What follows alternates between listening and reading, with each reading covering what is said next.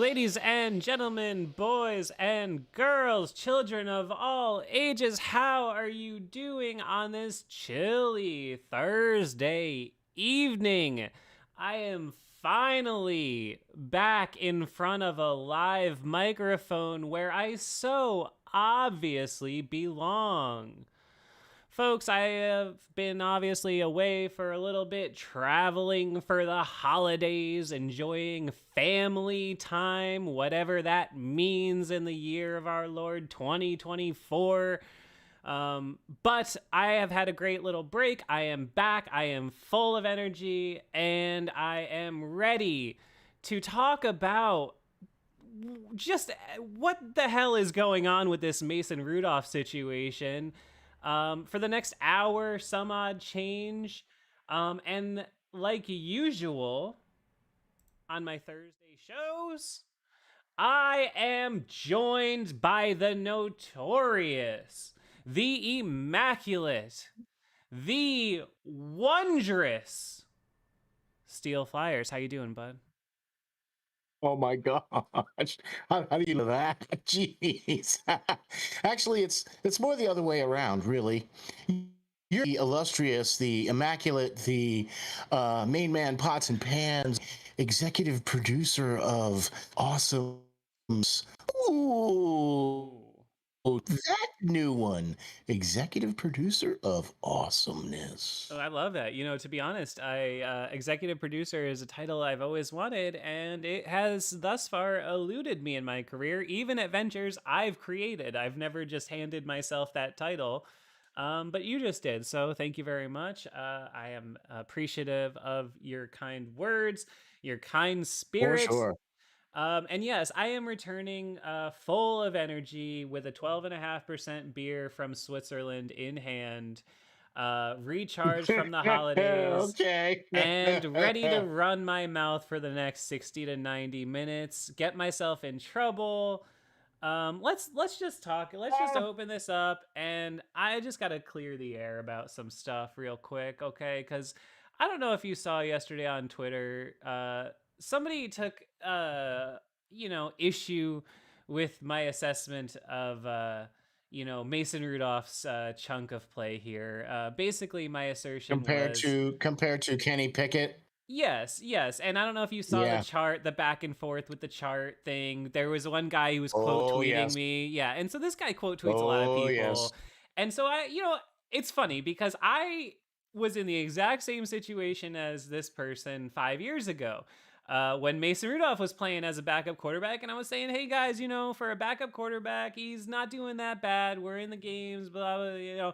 And all of the fans who were so used to Ben Roethlisberger for 20 years kept screaming at me all day, every day. He sucks. He sucks. He sucks. You know what he did that year? By the way, he threw like as many touchdowns as Kenny Pickett has in his whole career. When you were telling me he sucked. And now because the Kenny Pickett thing has devolved to such a thing, and I want Kenny Pickett to be successful. I think that I am on We all record. do. I am on record We all saying want to their see him be best so. path to success is with Kenny Pickett being a successful draft pick. But I have to be real and I have to say that this sample size is really big and it's really alarming, and I'm not willing to just look past it. Are you? Especially not after Rudolph did what he did last 2 weeks and he hasn't played in 2 years. Okay, so the compelling argument here has been that, and I even wrote a little op-ed, um, kind of highlighting this exact situation. By the way, go to steelflyers.com to check that out. And basically said about this whole situation is this: he should have. Okay, I'm gonna get in really big trouble here, so I'm just gonna go out and do it. And I believe I told you about this before, right? But Kenny Pickett, his analytics coming out of college were not even considered starting quarterback analytics. Okay, you're supposed to be 9, okay, to be a starting quarterback in this league, right? Guys like Tom Brady and the like are 14. Yeah.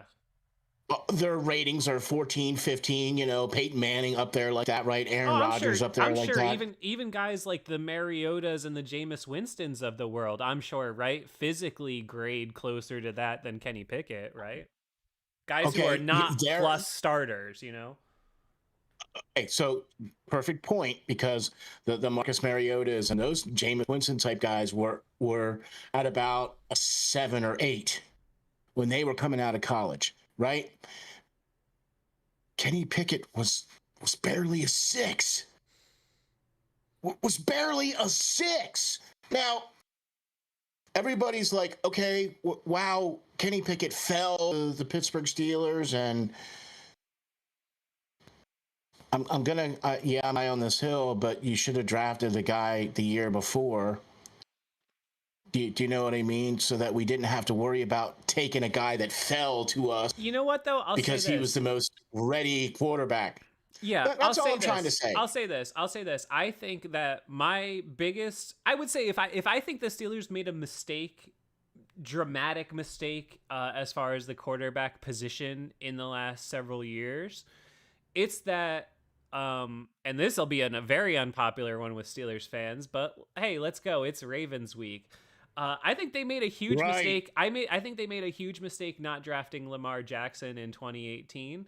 It was right there for him. They absolutely could have done it, and they would have had the exact same situation the Ravens had, which is an envious one. You can't argue. Like they saw that Flacco was nearing the end of the road, and they said, "Hey, let's take a ticket on a guy and see if it works out." And what do you know? It worked out tremendously well. I'm sick and tired of hearing the slander against Lamar Jackson from fans who say he literally can't throw the ball. Say what you want about the guy. He's about to win his second MVP, okay? He's a legitimate player in the NFL. And the Steelers selected Terrell Edmonds because they did not prepare for life after Roethlisberger, and I think that's been their greatest sin here. I'll say this though, I even having said all of what I just said about Kenny Pickett, shout out everybody in the chat, hit the like button. We are vibing and thriving here on a Thursday evening. But um, I think that having said all that about Pickett, I still think that they made the best pick at round 1, pick 20 last year by taking Kenny Pickett. I think you take a flyer on that guy every time. I was hyped he fell to 20. I thought they were going to take Malik Willis at 20, and I was very scared of that, and it turned out that I was right to be scared of that because he has proven to not be an NFL caliber quarterback. I think I don't have an argument with taking the flyer on Pickett, but I think, to me, what I've seen in the last 2 weeks was the 2 best quarterback performances on the Pittsburgh Steelers since Ben Roethlisberger retired. And there's no even question in my mind about that. Like, I watched them with my eyes. I am sick and tired of Twitter nerds looking me in the face and saying, well, the average air. Look, I watched the 2 games of football. They were better. They scored 30 plus points. The offense was functional. They had more red zone trips. I'm going to say this clearly. They had more red zone trips like in the last 2 weeks than they probably did in the 6 or 8 weeks before that. Okay? And this And we're idea 80% in zones. Exactly. And the idea that Pickett has proven anywhere in his career that he's even reasonably capable of doing that, it just hasn't happened. It's just not, okay? Like, there's no way. Respect to Kenny Pickett. I do not believe he is a lost cause. I am not putting it on tape that I believe he is a lost cause. But what I am No. saying No, is, no, no. but Not what by I any stretch of the word. but what I am saying is, if I told you in August, coming off of that preseason that we all watched and we all knew we were being too excited for, but still you couldn't help it, it was pretty awesome. If I told you right then and right there that Kenny Pickett would have thrown 2 touchdown passes after the calendar changed to October, you would have said I was being unbelievably negative and that's impossible and there's no way that would happen unless he didn't play a single game. whatever. You would be calling me everything in the book. The guy threw 6 touchdown passes. Let me ask you something. What do you think is more likely? All right, Steel Flyers, here's a hypothetical, and then I'm gonna let you talk because I realize I'm ranting. What do you think is No, more it's okay. what do you think is more statistically likely? That Matt Canada is by far the worst offensive coordinator that has ever existed in the history of the NFL, or Okay. or Mitchell Trubisky and Kenny Pickett just kind of both suck and aren't very good at playing quarterback in the NFL, and Matt Canada's system didn't do them any favors. But, we also saw 2021 with ancient 400-year-old Ben Roethlisberger and 2016 Pitt, where Matt Canada was like, okay, at least somewhat innovative. What are the chances that after watching everything we saw on tape, where every single week I'd be saying, well, he missed the guy in the end zone here, he missed the guy in the end zone here, Deontay could have had a touchdown here, Deontay could have had a touchdown here. What are the chances that maybe they just both weren't very good and it's just kind of both of their faults? I don't think it's likely that Matt Canada is the worst offensive coordinator in NFL history. I just don't, it's just not likely that that is the case. So, how else do you excuse your quarterbacks throwing single digit touchdown passes for 2 straight years?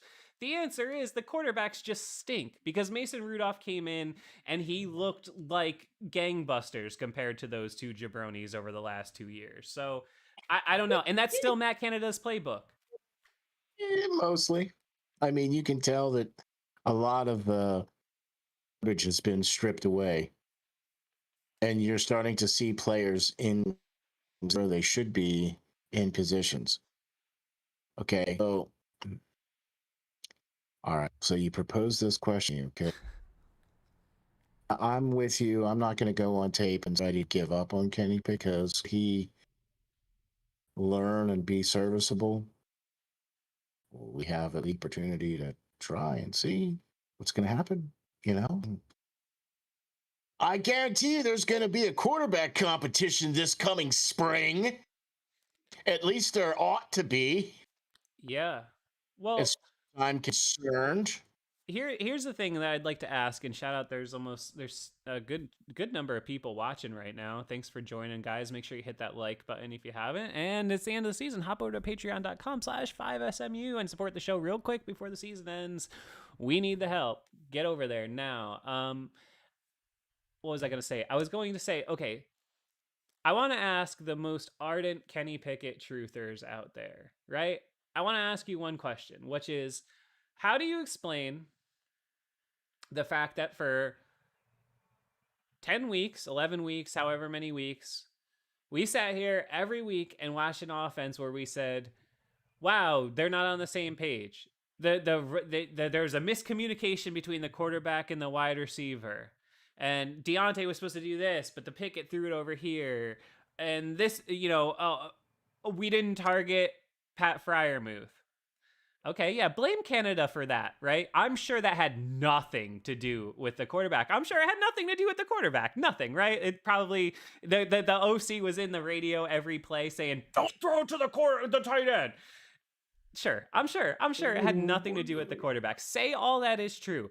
How do you explain the fact that we watched for 10 weeks Deontay Johnson, a proven Pro Bowl wide receiver, George Pickens, proven the most physically talented player on this offense, no question about it, be completely off the same page as the quarterback, whether it was Pickett or Trubisky, and then the third string guy who admittedly after his first game playing said he'd had like 5 reps with George Pickens since he got there because he's been throwing to practice squad players.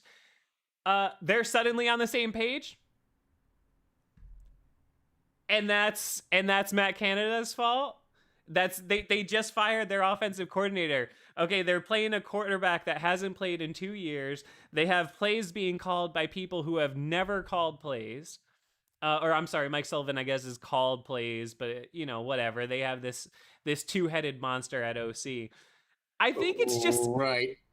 it's is it Occam's razor? Is that the one where it's like the simplest solution is probably the most likely solution? And I think the most likely solution is that Kenny Pickett just kind of sucks. And I think that that's just the reality, unfortunately. And maybe he can get better, but the idea that you're going to go into the offseason with him as your like unquestioned number one starter, if you're going to tell me you feel comfortable with that as a Steelers fan, more power to you, my friend, because I sure As as you're a hell better.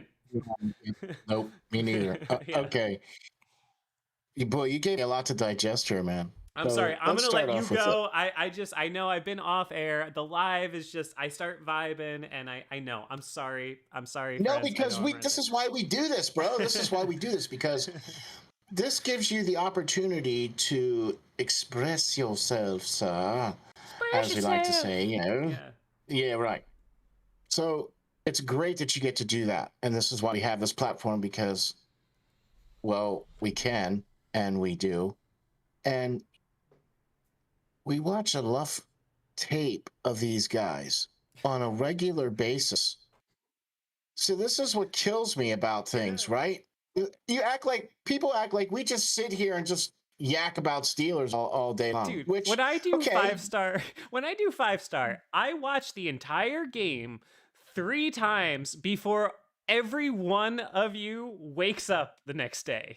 Like I literally like that's the process of making my show. It cracks me up when people are like, "Clearly you didn't watch the game." And I'm like, "Really? I watched it like 4 times, dude." I know.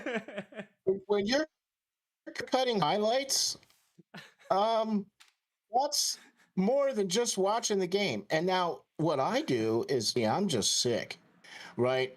I record the game, watch it live, right? Get to enjoy the whole Mhm. experience of a live game, and then I get to go back and I pick through it.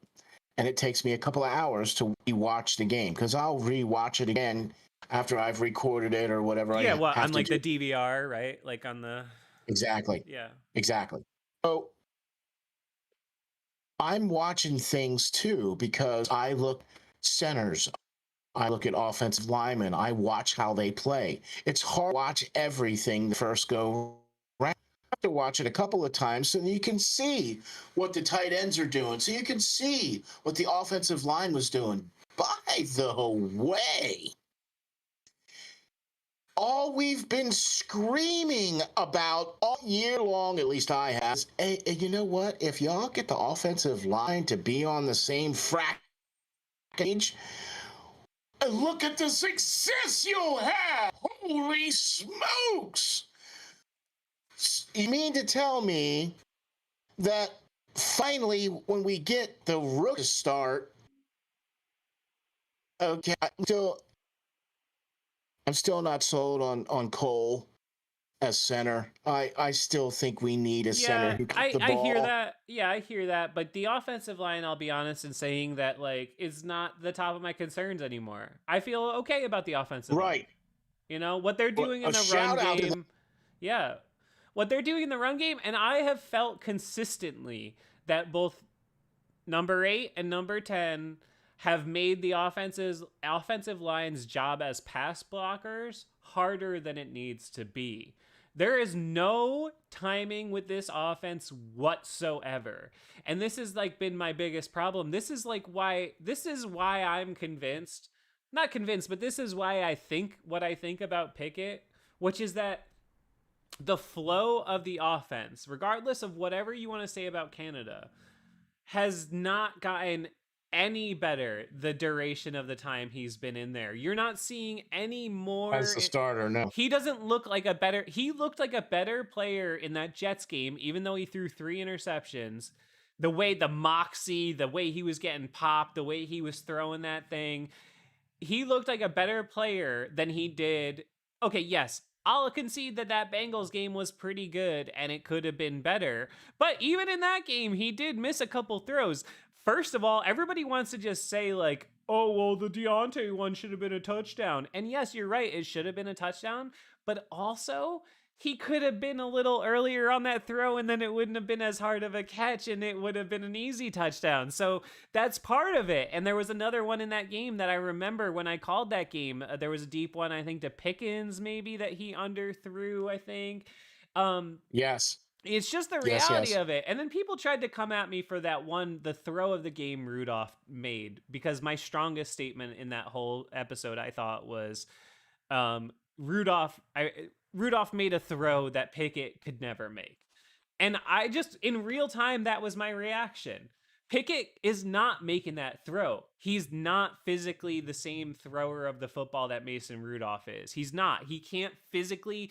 That throw that he made, that he got popped to Pickens deep, that throw that's an uncommon throw in the NFL. That was a hell of a throw by Mason Rudolph, and that's a compliment to his arm.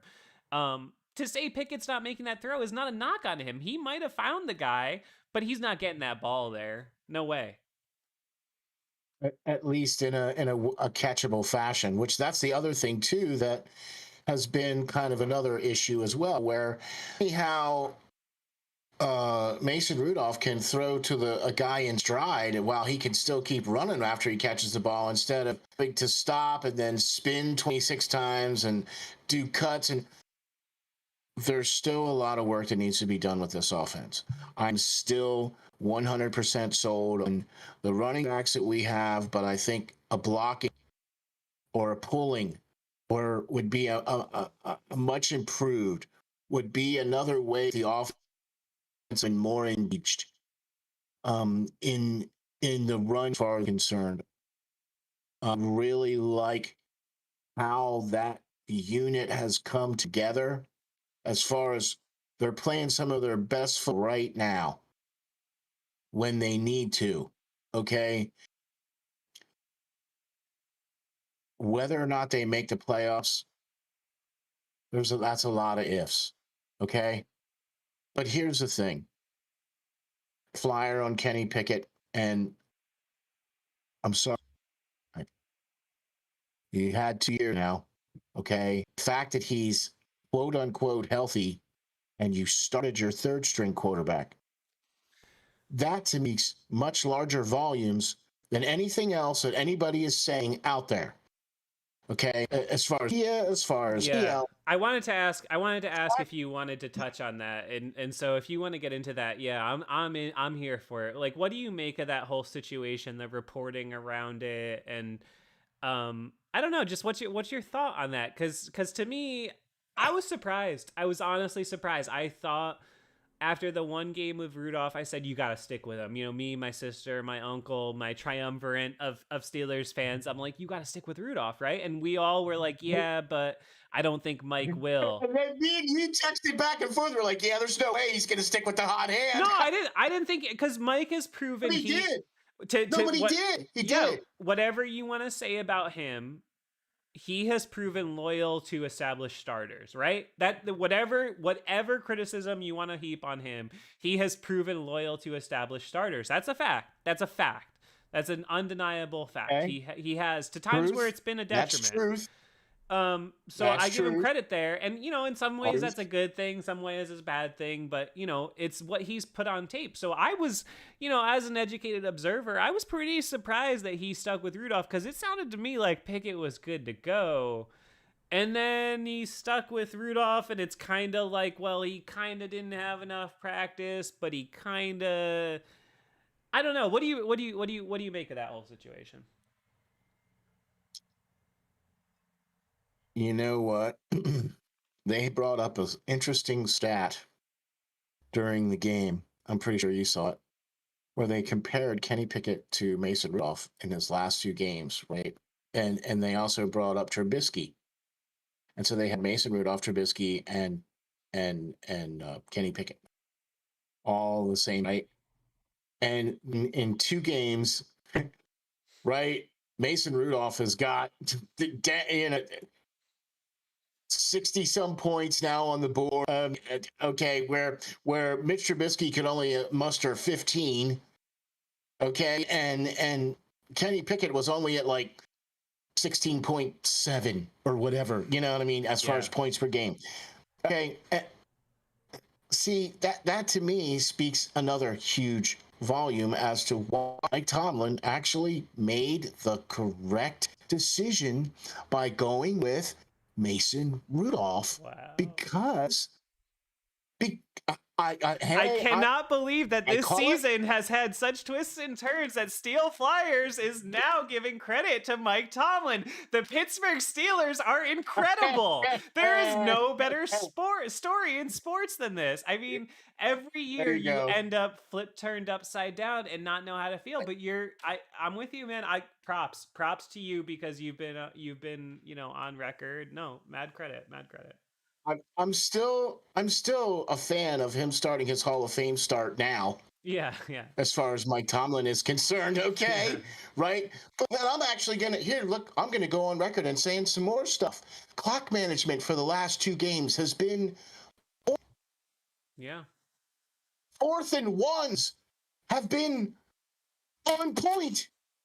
yeah. Now, the two outs at the beginning of the game in the first quarter, but hey, other than that, really, there has to be Goff's in his clock management or play management, or as far as whether going to go for it on fourth down or whatever the case is.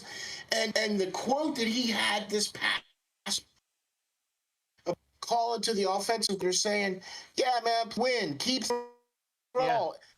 And what did they do? That very next play was that pass play to Pickens Yeah. to get him in Yeah. the red zone. Yeah. Yeah, no, the big line I'm taking from Mike this week, I said it in a work setting this week actually about something else. Scared money don't make money. And I think that what we've seen the last 2 weeks is Tomlin calling a team and calling a strategy for a team where he's showing faith in the quarterback. And I think that he is believing for whatever reason he's decided he believes in Mason Rudolph, and he's given him the ability to just go out there and play ball. And it looks different, it feels different. I think I hate to even dwell on the negative because we're in a positive space talking about this Rudolph thing, and we'll obviously this is going to be the thread throughout the show. But I think that like the interesting thing for me is like the thing that's ultimately going to sink this ship both seasons, the last 2 years post Roethlisberger, is going to be that misplaced loyalty to Mitchell Trubisky. And not to slide into the bad cop Tomlin while you're being the good cop Tomlin, but hey, this is sports radio, right? Like if you're going to give me a positive, I'm going to give you a negative. Um I just like it's an interesting thing, isn't it? I mean, Trubisky has been any way you want to look at it, just miserable, right? I mean, he played really good in relief in that Bucks game last year when he came in when Pickett got hurt. Remember, he threw the 2 touchdowns to Claypool, and he was awesome. He really was. You can't deny Right, that. right, No, he was great. right. He was great. And then he was good against the Panthers, who are like one of the worst teams in the league. And so, like whatever, but he was good. I'll give him that. And then every other time he's played for the Steelers, he's been absolutely terrible. And I am a whole believer that I don't know if they're going to get the help they need this weekend. Personally, if I had to bet on it, I would bet they don't. It's possible. I The kind of think help that they need this weekend.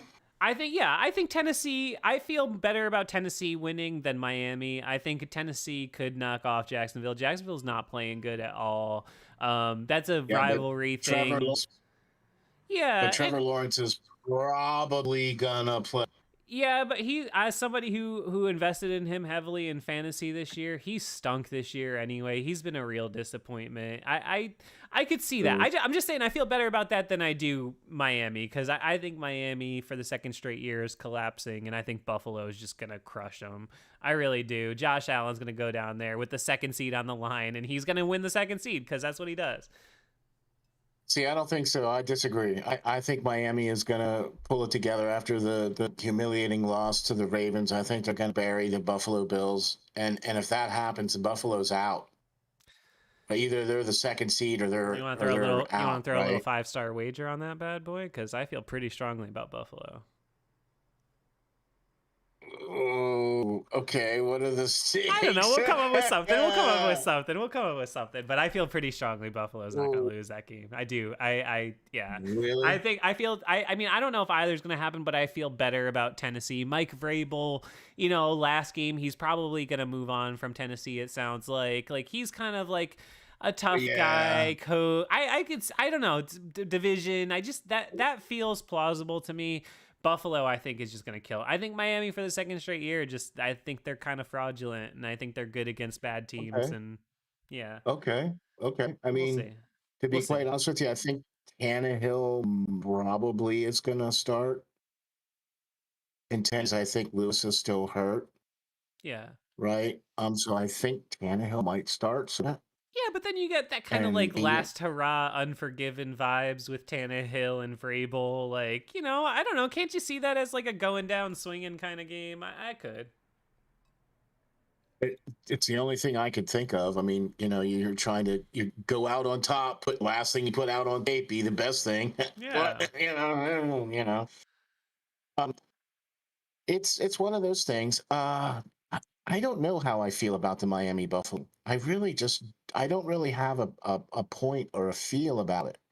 I just I think it's teams going in opposite directions. I think Miami's got an arrow pointed down and Buffalo's got an arrow pointed up. Simple as that. And if I got to bet on Josh Allen or Tua, I'm betting on Josh Allen. uh, yeah, I'll take the little. I'll take our steel flyer wager on All that. right, all right. I'll take the Miami to We'll come and you up can with have we'll come up with a little something. something. We'll see. I mean, we'll see. So yeah, I mean, but regardless, so the decision to go with Rudolph the second week, I guess, is kind of like where we were at, and it's like, well, what did you? Ride this guy all the way. If they make the playoffs, Yeah. right? If the Steelers, God forbid, make the playoffs, ride that guy out. Okay, but I'm asking That's you. just I'm there's asking no two you. ways about it. I agree. I agree totally. But what do you make of the second start for Rudolph? Is that Tomlin saying, "Hey, I got my best quarterback game of all year. I'm not going away from that," or is that Tomlin saying, you know, is that him legitimately saying, "I don't think Kenny Pickett is ready to resume that role"? Because the way I've thought about it is, if that was Ben Roethlisberger is playing that game. Ben Roethlisberger is 100% playing that game. It doesn't matter if Mason Rudolph threw for 586 yards and 16 touchdowns. Ben Roethlisberger is playing that next game. So no matter how you Ben's a rationalize different it, guy. I know, but I'm saying it if you have an established, this is my dude, the way Mike Tomlin says, we got 7, we got 8, right?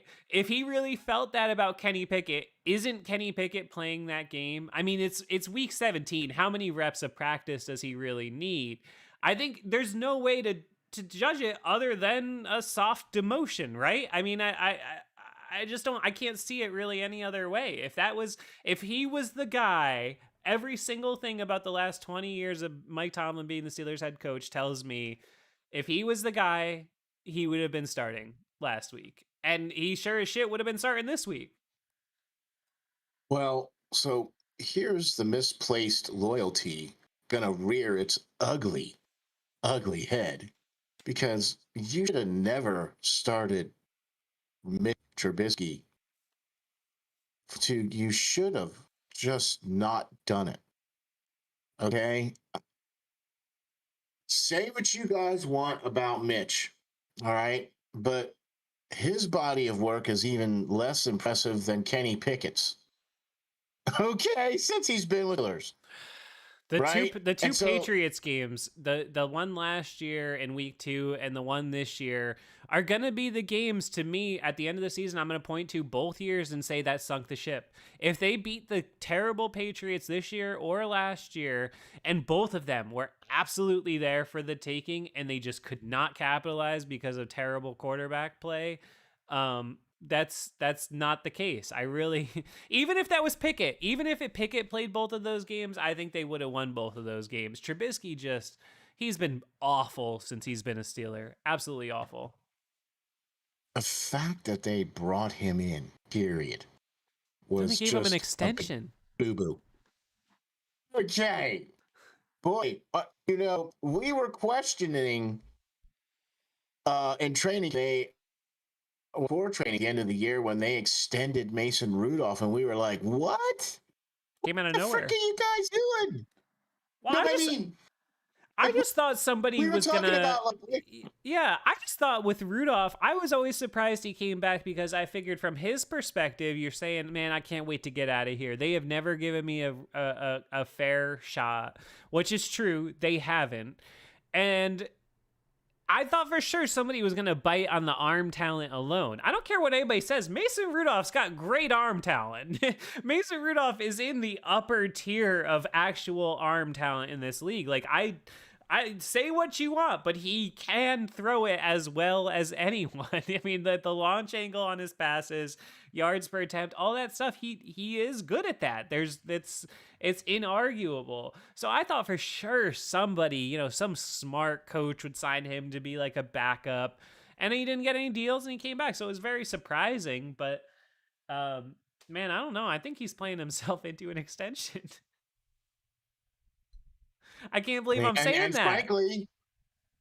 Frankly, I think that Trubisky played himself out of Pittsburgh by losing. You can't keep Trubisky. You can't lose to those two. No, you can't. Not on his contract. That money has to go. He made almost like $10 million this year. He's terrible. He's terrible. Absolutely terrible.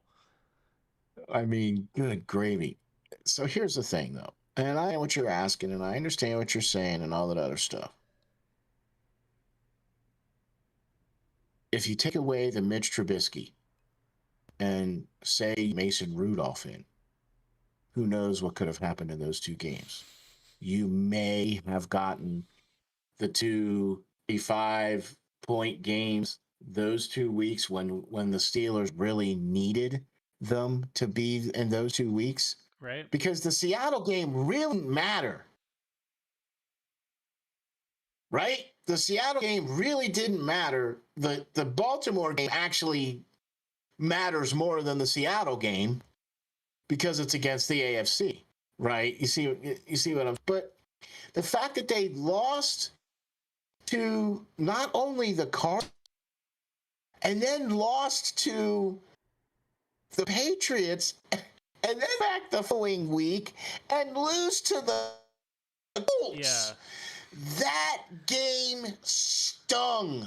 Yeah. Because Colts had a game record, and now the Colts are in a more elevated position than the Steelers are based off the fact that they beat the Steelers. Oh yeah. No, I mean the Colts I mean that they just got stomped, and that was just pathetic, no doubt about it. That Patriots game though, I mean any competent quarterback wins that game. That interception Trubisky threw early in that game was completely unacceptable for a 5th or 6th year guy. It was just terrible. It was absolutely horrible. And just what he provided for the offense was just unacceptably bad. And I don't know. I mean, again, like that kind of stands to my point of like, everybody's like, well, Kenny only had a game and a half without Matt Canada or whatever. Well, yeah, but like Trubisky also played a couple of games with this offensive coordinator tandem, and he looked kind of the same as Pickett. So maybe they both just stink. And then Mason Rudolph came in, and all of a sudden, the gears are greased up, and suddenly the offense is moving because you have an experienced quarterback who's putting the ball in the right place with the right manner of motivation and this thing and that thing. Say what you want about my assessment of Kenny Pickett and all that. You cannot tell me that this person that we're seeing talking, this guy who we saw give the statement out ahead of the media this week because he felt that his character was being attacked and all that. Whatever. You cannot tell me that this guy that you're watching on the field is the same guy from a mental and a confidence level that you watched come in against the Jets last year. He's just not. He's not. It's a fact. It's an absolute fact. And honestly, this pseudo benching for the rest of the year, I said it a couple weeks ago, was the best thing that could have ever happened for him. As soon as he got hurt, I said he's not going to play again this year because I figured they were going to lose out, to be honest with you. I thought they were just going to ride with Trubisky, and I thought they were going to go 7-10, and it was just going to be, why bring him back, this thing and that thing. At this point, Tomlin knows he can't bring him back because there's no winning for Kenny Pickett. If he comes in and he plays worse than Mason Rudolph, then all of a sudden you're not even going to be able to give him the shot to be the starter next year because people are going to be like, this guy stunk. We had a chance to get to the playoffs with Mason Rudolph and you put Kenny Pickett in and we blew it. And that's still kind of what Mike Tomlin has to be thinking, because otherwise, why wouldn't he be playing him? You know what I mean? If you really think that this guy is the starter and you picked him in the first round, why is he not starting this week? Why is he not starting this week? And if the answer is, and this is the answer, but if your answer is, well, because my third string quarterback just had 2 good games in a row, what the hell does that say about your first round draft pick quarterback that was your starter going into the season? It says they stink. And I know it. It's just a reality. It says that you shouldn't have picked him. It says you shouldn't have picked him. I am not your enemy, okay? I am not your enemy. I am just distilling what I think about the team in real time as it happens. I am not against Kenny Pickett. I am calling things as they see them. Mike Tomlin clearly does not think anymore that Kenny Pickett is the guy. That doesn't mean he's not going to think Kenny Pickett is the guy in March. That doesn't mean he's not going to think Kenny Pickett is the guy in August. It doesn't mean he's not going to think Kenny Pickett is the guy in 2025. But right now, Mike Tomlin thinks Mason Rudolph is a better chance to get to the playoffs, and that's his opinion. It's not mine. It's what he's doing. I don't set the depth chart. So you can put out a depth chart with Kenny Pickett at number 1 and Mitchell Trubisky at number 2 and Mason Rudolph at number 3. But the reality is the depth chart right now reads Mason Rudolph number 1, Kenny Pickett, if he wants to suit up, number 2, and Mitchell Trubisky number 3. Can't argue that kind of logic right there either. You know what I mean? It's just straight up. Come on now.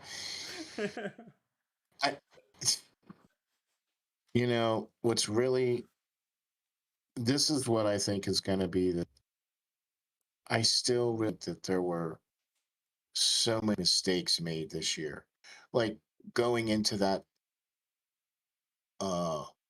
after Kenny Pickett got hurt in the Arizona, and then the following 2 games starting Mitch Trubisky, that was a mistake. You should have started Mason Rudolph. Because look what happened when you did, right? So clearly hindsight, obviously is 2020. But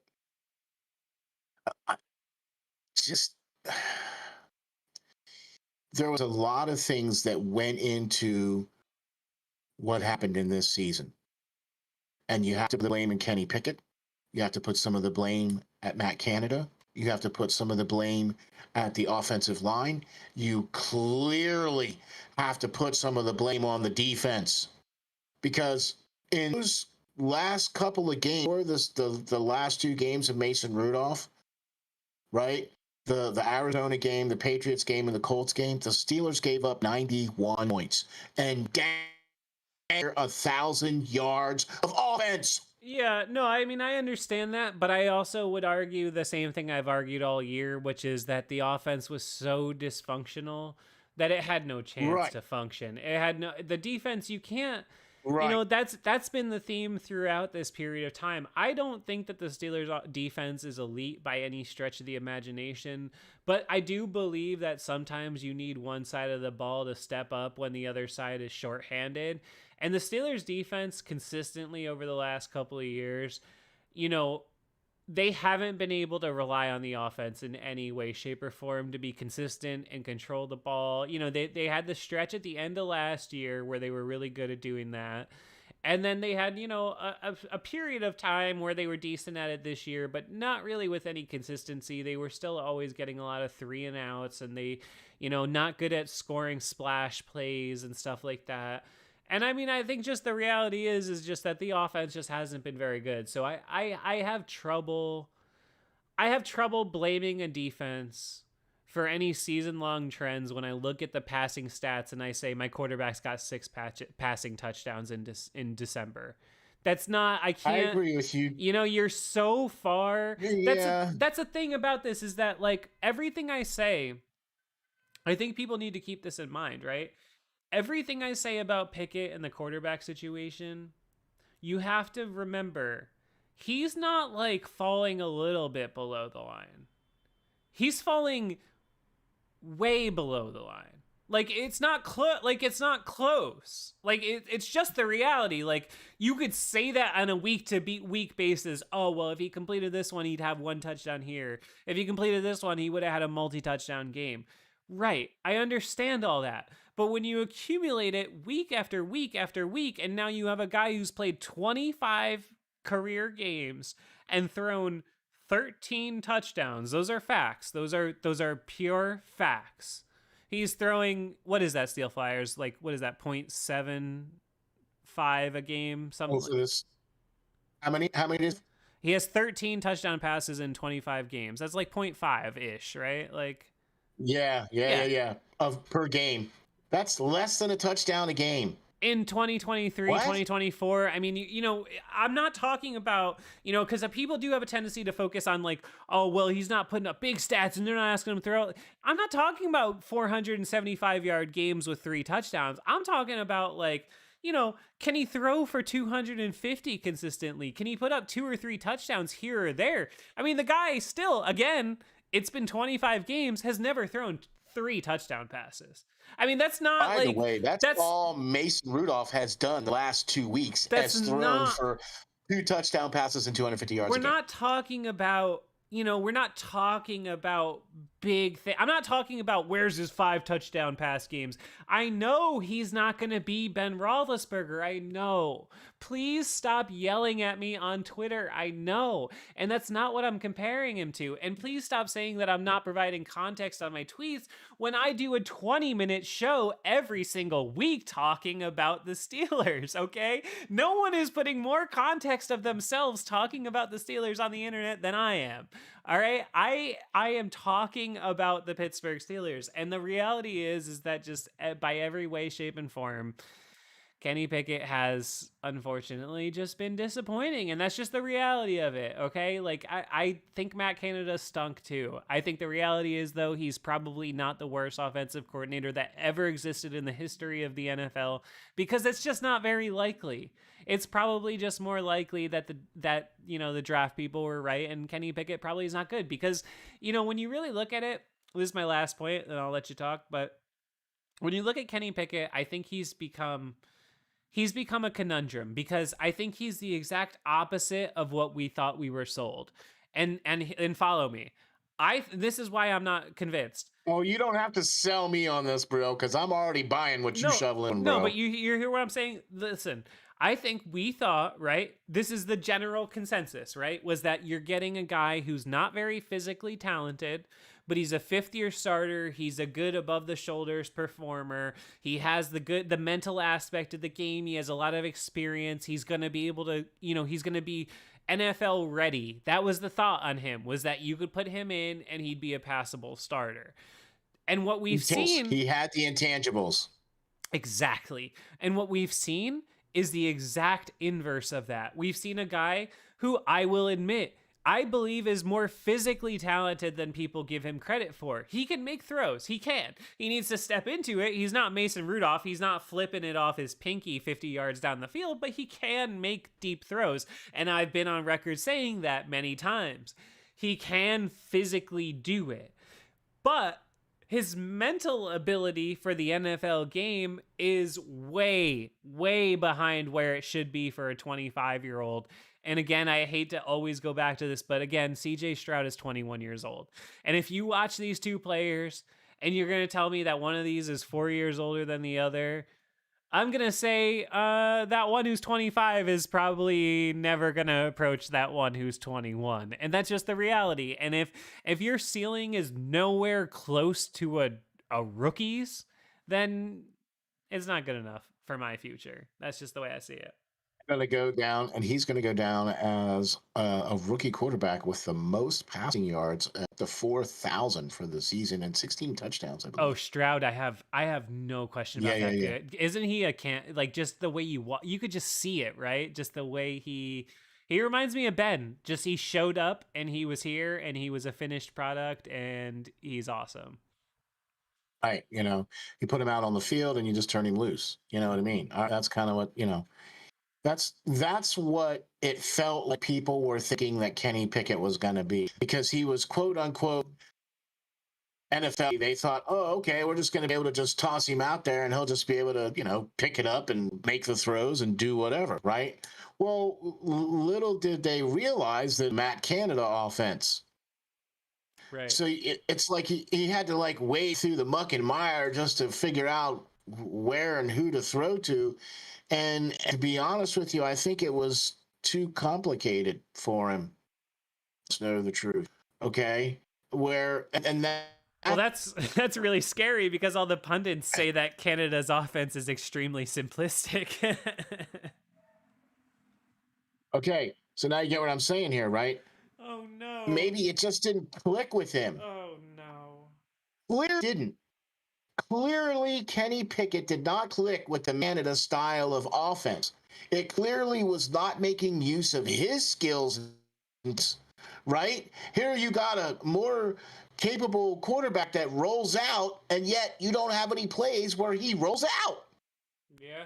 So how are you taking advantage of a more physical quarterback that rolls out? Isn't that one of the most interesting things about this whole season, that we kept saying that thing about quarterback mobility, and you and me have brought it up a million times about how Tomlin used to bring that up about Ben in his later years, and I thought it was really condescending, but they never used that. They never used Pickett's mobility as part of the offense. They really didn't.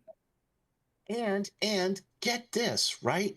Mason Rudolph is not a mobile quarterback. He's not going to be out there trotting away. He's going to be a pocket passer. He's going to throw the ball long before he's looking to run the ball. So it doesn't make any sense why you would be wanting a rollout type quarterback or a mobile type quarterback, and then you don't use him as a mobile type quarterback.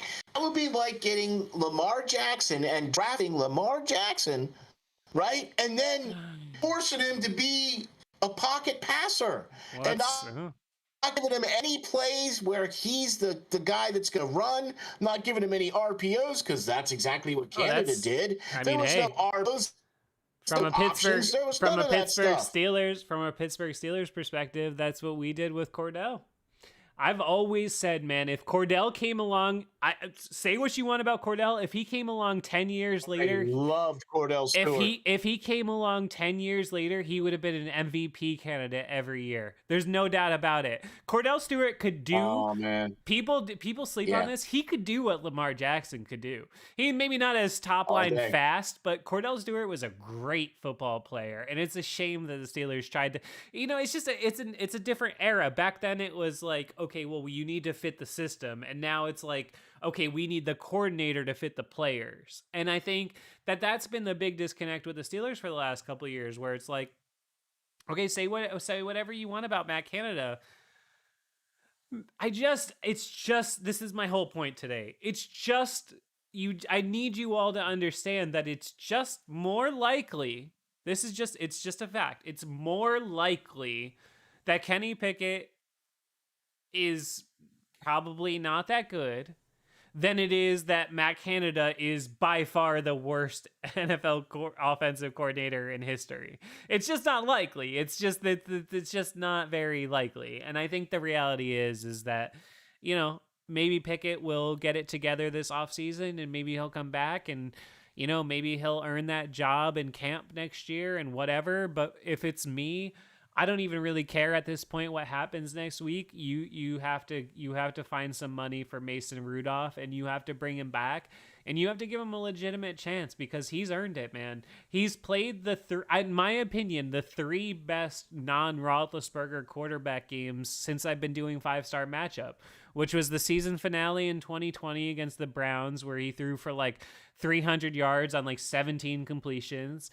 And then these last 2 weeks, these are the two best quarterback games when I think of since I've been doing 5-star matchup. I think of like good passing games. I think of that Eagles game where Ben went up and down the Oh field in yeah, 2020. yeah. I think of like you know, that Cowboys game where he led the comeback. That was the one where he got his knees hurt and that was really good. And then I think of like, you know, that Colts game where Ben brought us back in 2020 where it looked like he was starting to be washed up, but he pulled out one more great game because Ben completely owns the Indianapolis Colts and always has.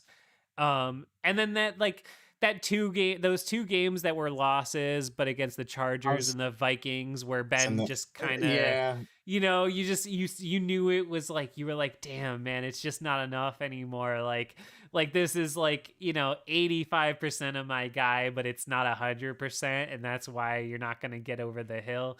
But other than those games, I mean, Mason Rudolph the last 2 weeks and that closer against Cleveland a couple years ago, to me, man, that's just the best a quarterback has looked. Is the best the offense has Well, looked, and it's undeniable for me. It's let me, just my eyeballs. That's how I see it. let me throw some interesting fun at you, okay? Since we're going down this road, let's be a little nostalgic, right? Since I'm the one here with all the gray hair. Do you I got a good realize that bit it took?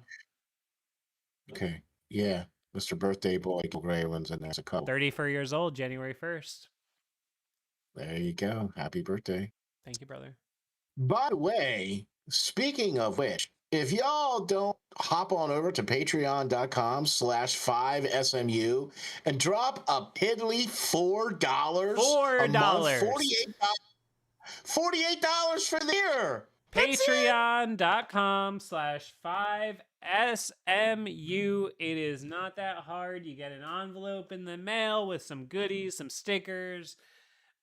We appreciate your help, guys. This channel is a slog to do each and every year. We always try to get a little boost going at the end of the season. So if you can spare $4 a month, Please, hop please, over folks. there. It helps pay for things. It helps keep things rolling. It gets all the great graphics. It gets all the great stuff. You know, you guys like and enjoy stuff that Star puts out, all the radio stuff that we put out. You know, stuff kind of, you know, costs money. So please, man, hop on over to 5SMU/5-star and get that at patreon.com as you got to do it. You Just wanna sign up. you want a little bit of insider baseball steal flyers while we're on air? Ooh, okay. All right. Since I'm an Go analytics for it. guy, right? 2023 5-star matchup YouTube channel did 3.4 million views on YouTube in the year 2023. Is by far our best year. We added almost 6,000 subscribers, a ton of watch time. I am very proud of it. In previous years, let's just compare it year over year. I never share this with people. So 2023 we did Wow. 3.36 million views, and that is an improvement of our fourth season in 2022 when we did 1.43 million views. So we more than 2.5 times our views for the year in 2023. So you guys, I am so thankful. I am so proud of all of y'all. As you know, I say it each and every week. I am so, so proud of the community that I've created. And I love my Patreon. I love my Discord. I love the folks in the YouTube chat. Thank you guys so much. I'm not, this is not trying to wrap up. It's just you brought it up and I wanted to mention it during the course of the show. We grew tremendously this year. It's the biggest year we've had since year 2.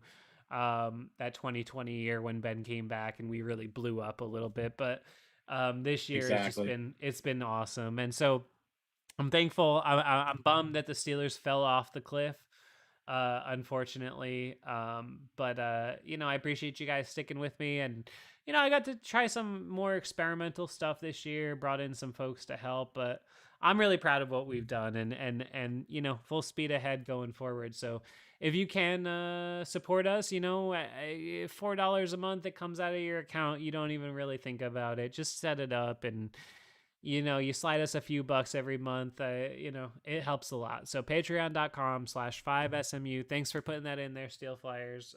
Where were you getting with your point after that? I don't even remember anymore now. Sometimes I get in front of these live Sorry, mics. we got. Sometimes I I get in know we front of got. these live mics. Am I like, did you know, I try not to like control this completely. But man, I just like when I get in front of a live mic to talk about the Pittsburgh Steelers, I just feel so like this is what I was meant to do. Like I'm not thinking actively about any of the stuff that I'm saying. There is no agenda. This is just I get in front of the microphone with you and I start talking about the Pittsburgh Steelers and I just go. And this is just like it's just the easiest thing I've ever done in my life. It's it's a dream. It feels so natural. It feels like this is what we were meant to do. It feels like Star and Steel Flyers were meant to be on a radio show talking about the Steelers in 2020. That's what I think. And I've never worked with any. I've had a chance to work with some really great people over the last couple of years. Okay, and I work with a really really awesome guy right now. Okay, Lance Green.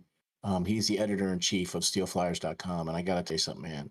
That guy is a consummate professional, and I got nothing but wonderful and great props to say about what he does and all the work that he does over at Steel Flyers, all the articles that he puts out, and everything that he does. But I got to tell you here, man, doing this here with you guys has been something that I look forward to on a weekly basis. I miss it when I don't get to do it because I do feel like this is part of what I am supposed to be doing. Do you know what I mean? And when you get to share your opinions, right, wrong, or indifferent, good, bad, or ugly, personal or what, you get your opinions about the Pittsburgh Steelers, and I could do this for hours and hours and weeks and days without a break and just sit here and constantly talk about. Do you know what I mean? But I remember the point that I was bringing up. Okay, so do you realize that it took Terry Bradshaw approximately 5 seasons before he was considered the starter? Right. Right? Hey, look, the reason why I want to bring this up was this. You may have drafted the blonde bomber, and he might be your guy, but he might take a little cooking, like as you like to say. He might need to cook a little bit, okay, before he's done. And maybe Kenny Pickett is not going to be the guy that you need to cook. Maybe you need somebody else. Okay, you gave him the shot, you gave him the chance, you gave him every opportunity that you could, right? Okay, seriously, you made him the starter coming out of his second year. He got all the reps in training camp. He did the least amount in preseason, like the stars, whole 9 yards, and he was until he got hurt. Okay, and he was a starter for most of the year last year as well. Okay, so we've seen a really sample size of Kenny Pickett's work. You have to be able to make that hard decision. And that hard decision is going to have to be that, yeah, maybe we made a mistake. Well, or maybe maybe we have to try to figure out a way that we can either make it good for us, like either up so he can potentially be a good backup for us or something like that. I mean, if you want to have some loyalty like that. Okay? That's all I'm trying to No, say. Okay. I agree totally. I agree totally. And I see somebody, Josh Dobbs in the chat. Funny enough, says we should interact with the chat more, but he says this is 2024, and I agree. Like we just don't have the time for that nowadays to I develop. agree. No, I agree with what they're saying. I Yeah, agree. Okay. But that's why I'm trying to say that, okay, this is now 2024. We don't have the time for that. All right. right. Well, so is two enough time for you? Yeah. Right? Is over 20 some games enough time No, it's for you? just yeah. No, it's this season, right? I think there's no way, right? You can frame this. There's no way to frame this off season, this sophomore season as anything but a disappointment, right? Even if you're the All most day long. ardent Kenny Pickett supporter, in totality, it's ended up being a disappointment. I mean, he threw single digit touchdowns. No, he's nowhere near one touchdown a game. Even I mean, no matter how you want to break the stats down, he has the lowest touchdown percentage in NFL history. What did he throw this year? Like 300 plus passes, and he threw 6 touchdowns. I mean, it's just not. Yeah. It's just Yeah, not. that's No, it's not. It's not anywhere close to good when enough. when you have a guy like George Pickens and Dante Johnson and Pat Fryermuth on team Yeah. catching balls. I know, and I see my man here, Ben Bro, in the chat. Mason is overrated. First of all, who's he overrated by? And Kenny is our best quarterback today with a large sample size. In what sample size? I mean, I can pull up the statistics. I did it on Twitter. You can go look at my Twitter feed when I was arguing with that dude yesterday. Like, whatever metric you want to say, Mason Rudolph in less games has more games passing for 250 yards. He's got as many games with a 90-yard or 90 plus passer rating, and he has like 5 times as many games with multiple touchdown passes. By any metric, whatever metric you want, Pickett just has not met the bar. He's just not. Like it's not all on Canada, because we saw it week by week. We saw it that game. All right, look at the Jacksonville Jaguars game that we lost by 10. Anybody remember when Deontay Johnson was wide open in the end zone and Kenny Pickett didn't hit him till like 7 seconds later, and it was late and he couldn't make the catch? All right, like you just have to like look at it critically. I'm not even trying to go off on the guy. The guy sucked this year. He sucked. I'll just say it. I'll just be clear and I'll be honest. Kenny Pickett sucked this year, and everybody thought he was going to be better. I thought he was going to be better. I still hope he's going to be better in the future. But if you're lying to yourself if you say anything other than the fact that Kenny Pickett sucked this year. And in 2 games, Mason Rudolph, this is the thing. It's not even like Mason Rudolph came out and played like played like Patrick Mahomes or something. Okay, he didn't crush it. It's just that playing like average or slightly above average seemed like such an advancement compared to what we were watching with Kenny Pickett and Mitchell Trubisky for 10 weeks that we couldn't handle it. And yeah, God forbid people are a little excited about watching a guy who could throw it 40 yards down the field. All right, like it's just different, man. I'm sorry. Like I still hope Kenny Pickett's gonna be a good quarterback, but you're lying to yourself. Stop lying to yourself. I see what you did, man. You poked the bear, man. What are you doing poking bear like that, right? I'm just, high. It's just, I feel no, I agree with you 100%. after having done this in 2019 with Rudolph, where I was saying, guys, he's not that bad. Like, it's a tough situation he's in. And now this year, I feel like Pickett was in actually a very advantageous situation. Yes, Matt Canada probably sucked at being an offensive coordinator, but he had a lot of talent around him. And he at no point this season was able to just chill and just play ball and have fun playing ball. He played a good game against the Rams, one good game, I would say. And then the rest of it, it was all painful. And it's a disappointment. And that's just the reality of it. And I thought that he was going to be a lot better this year. And it is what it is. And I think everybody did. You know, as much as I think Matt Canada deserved to lose his job, I think Kenny Pickett's pretty equally responsible to that happening as Matt Canada is, if I'm being honest with you. 100%. 100%. And I'm also I agree with you 100% on that. Okay? You can't look at this team and see the fact that Kenny Pickett completely missed this year. Okay. He didn't progress, he regressed, Yeah. right? You're supposed to come out and be a better player than you were the previous year. You can only than yourself, right? I mean, do I think some of it had to do with the fact that Matt Canada was OC? Yes. Agreed. I think that stunted Kenny Pickett's growth, if Agreed. you must know the truth. Okay? So, with that being said, okay, that's saying we're putting a lot of blame on Matt Canada. Okay? And we're also saying that based off of everything that we've said so far tonight, everything that we've said this whole year, Kenny Pickett just does not look like the same player that he was when he marched out there against the Jets last year. Okay? He just is not. He is not the same player that got hit by the Buffalo Bills, got up and started giving that guy some smack. You are so He right, my is man. he is not that player anymore. I mean, that's Okay? the thing. That's the And thing. Like, everybody talks about these, like the you know, the games post Canada. He played the game and a half after Canada that was good. What about when he played against the Titans and yeah, they got a win. He threw for 160 yards against a terrible team and they almost lost. Does anybody remember that, by the way? Will Levis almost drove down and they almost lost that game. So if you were going to sit there and they lost that game and say, "Oh, he had a good game throwing for 160 yards and 1 touchdown against a terrible team." All right. Yeah, it was really great. What about the Packers game where he threw for, I'm not exaggerating, this is not a bit, I'm looking at the stats, against a terrible team, he threw for 126 yards and no touchdowns.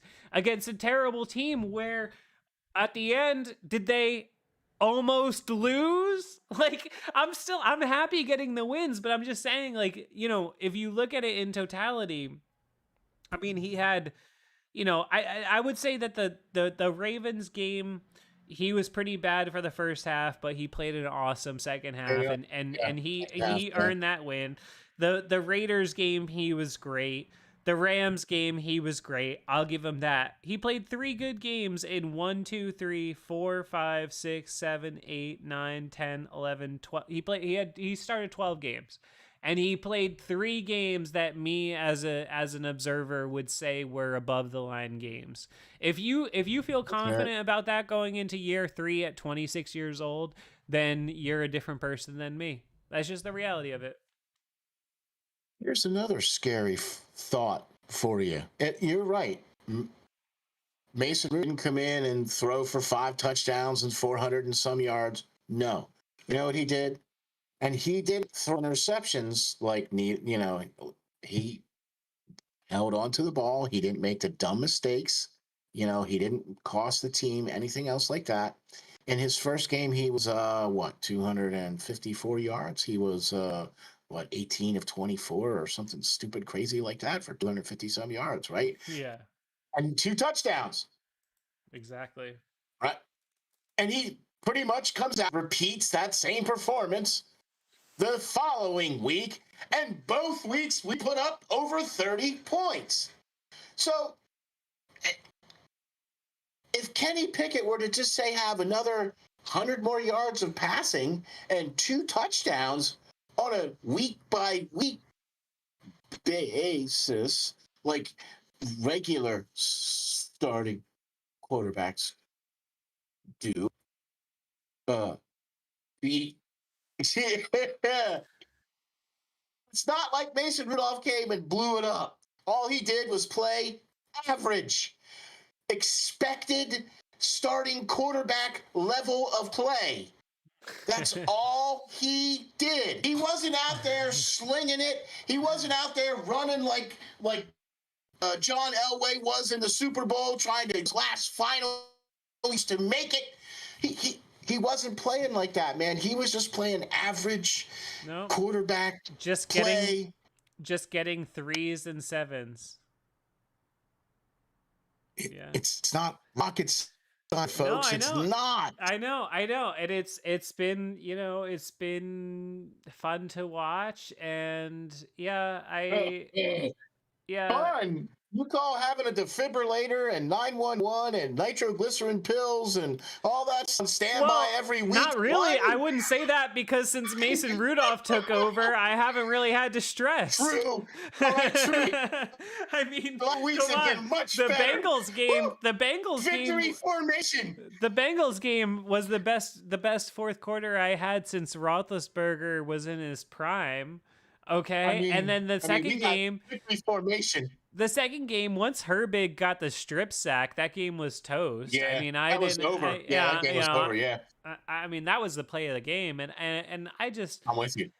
Yeah, I don't know, man. I'm not trying to the thing is like, we don't as fans have ownership over the players. Like, I think that there's this idea of like, we have to support this guy, we have to support that guy, and I think you guys all have to understand that my perspective comes as somebody who, like, I legitimately do look at the game start to finish at least 3 times before you wake up on Monday. Like, that's the reality. I cut the game down, I write it, I do the VO, I edit the show. Like, I mean, I just do. Whether you like my show, I mean, can't imagine you're listening to me if you don't like my show, but like... Well, wait a minute.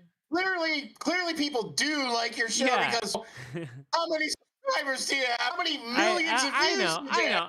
I'm just playing devil's advocate. I'm just saying, if you didn't like my show and you didn't like my puns and my humor, I get it.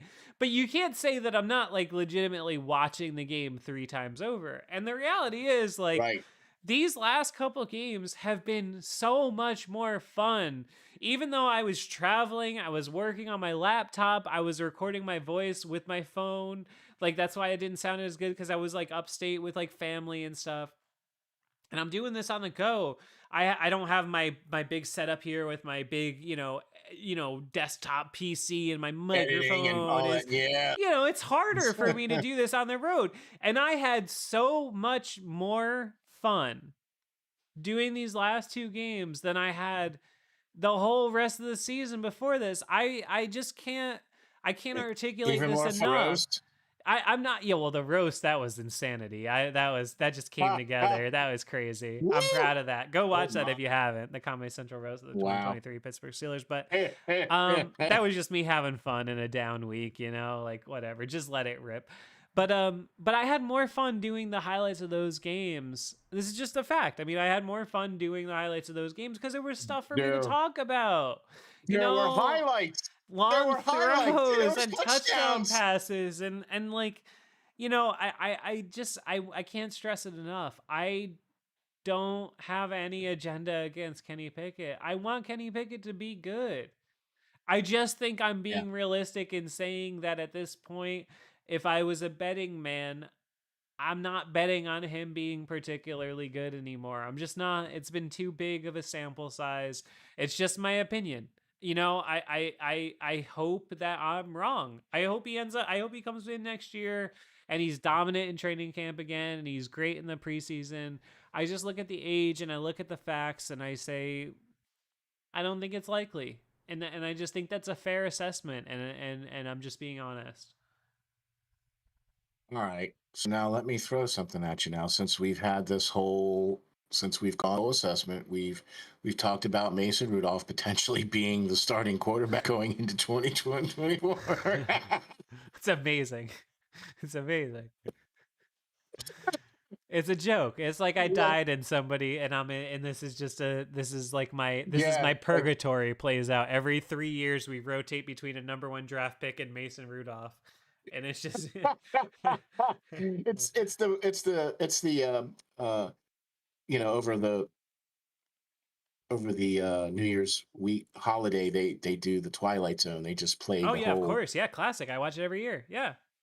Okay, right? Yeah. So we're all on the same page here on that, right? So that's what this year feels like. This year feels like just the the ever rolling on of the You know, Twilight Zone, right? you know what my favorite? This is fitting. You know what my favorite Twilight Zone episode is? What's your favorite Twilight Uh, Zone? What's your favorite Twilight Zone? okay, Well, let's so I have to. immediately let's alienate every teenager that's watching my show right now and talk about something from the 1960s. what's your what's your favorite Twilight Zone? Okay, so I have to be honest with you. I'm not a big fan. Oh, okay. Well, you brought it I'm up. really not. Okay, so I bring it up because there's other people in my house that are Okay, okay. fans of Twilight Zone. So I'm Okay. unwittingly sometimes Okay, okay. episodes, but Okay. I can appreciate where it's coming from. I can appreciate the draw to it. Okay. Okay, fair enough. And to be honest with you, I have to say that all of the episodes that I've seen, I think the one that I like the most is with the guy from the Civil War. Oh, you like that one? Yeah. That's a good one. Yeah, Yeah. right. That's one of the ones that I like. And I also really like um the one where they think the sun is coming towards the earth Oh, yeah, when it gets really hot. Yeah. Yeah. and everybody dies because of the heat, right? Yeah, yeah, That yeah. that's okay. So those are my favorite ones. All right, that's a good one. My favorite Twilight Zone episode, and it's not there's no question. This is by far my favorite Twilight Zone episode. It's called Five There's something Character out there. It's called Five Characters in Search of an Exit. Do you know this one? So it's a guy, it's an army guy, and he wakes up in a room and he's with like a ballerina and a clown. You know the one? Okay. Right? Yeah, yeah, yeah. Yeah, yeah. And Okay. so it turns out they're all toys in like a donation bin, and they're essentially like in purgatory, just like waiting, and they don't know. And that is how I have felt about covering the Steelers for the last 5 years, is that I'm just so tired. Whoa, that's a good way to put that. I'm Oh, just so tired. I am so tired of complaining about Deontay Johnson fumbling. And I'm so tired of, the same discourse, and I'm just so tired of all the same stuff.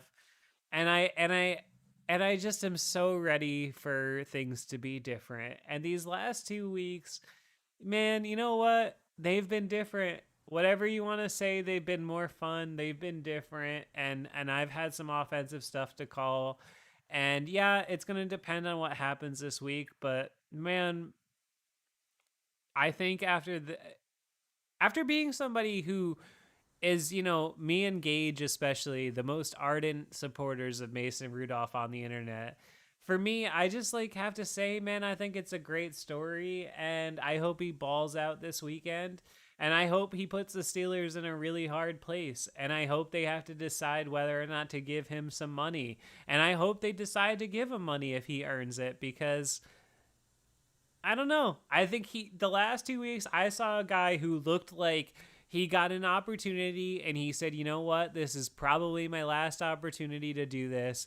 I'm going to go down swinging.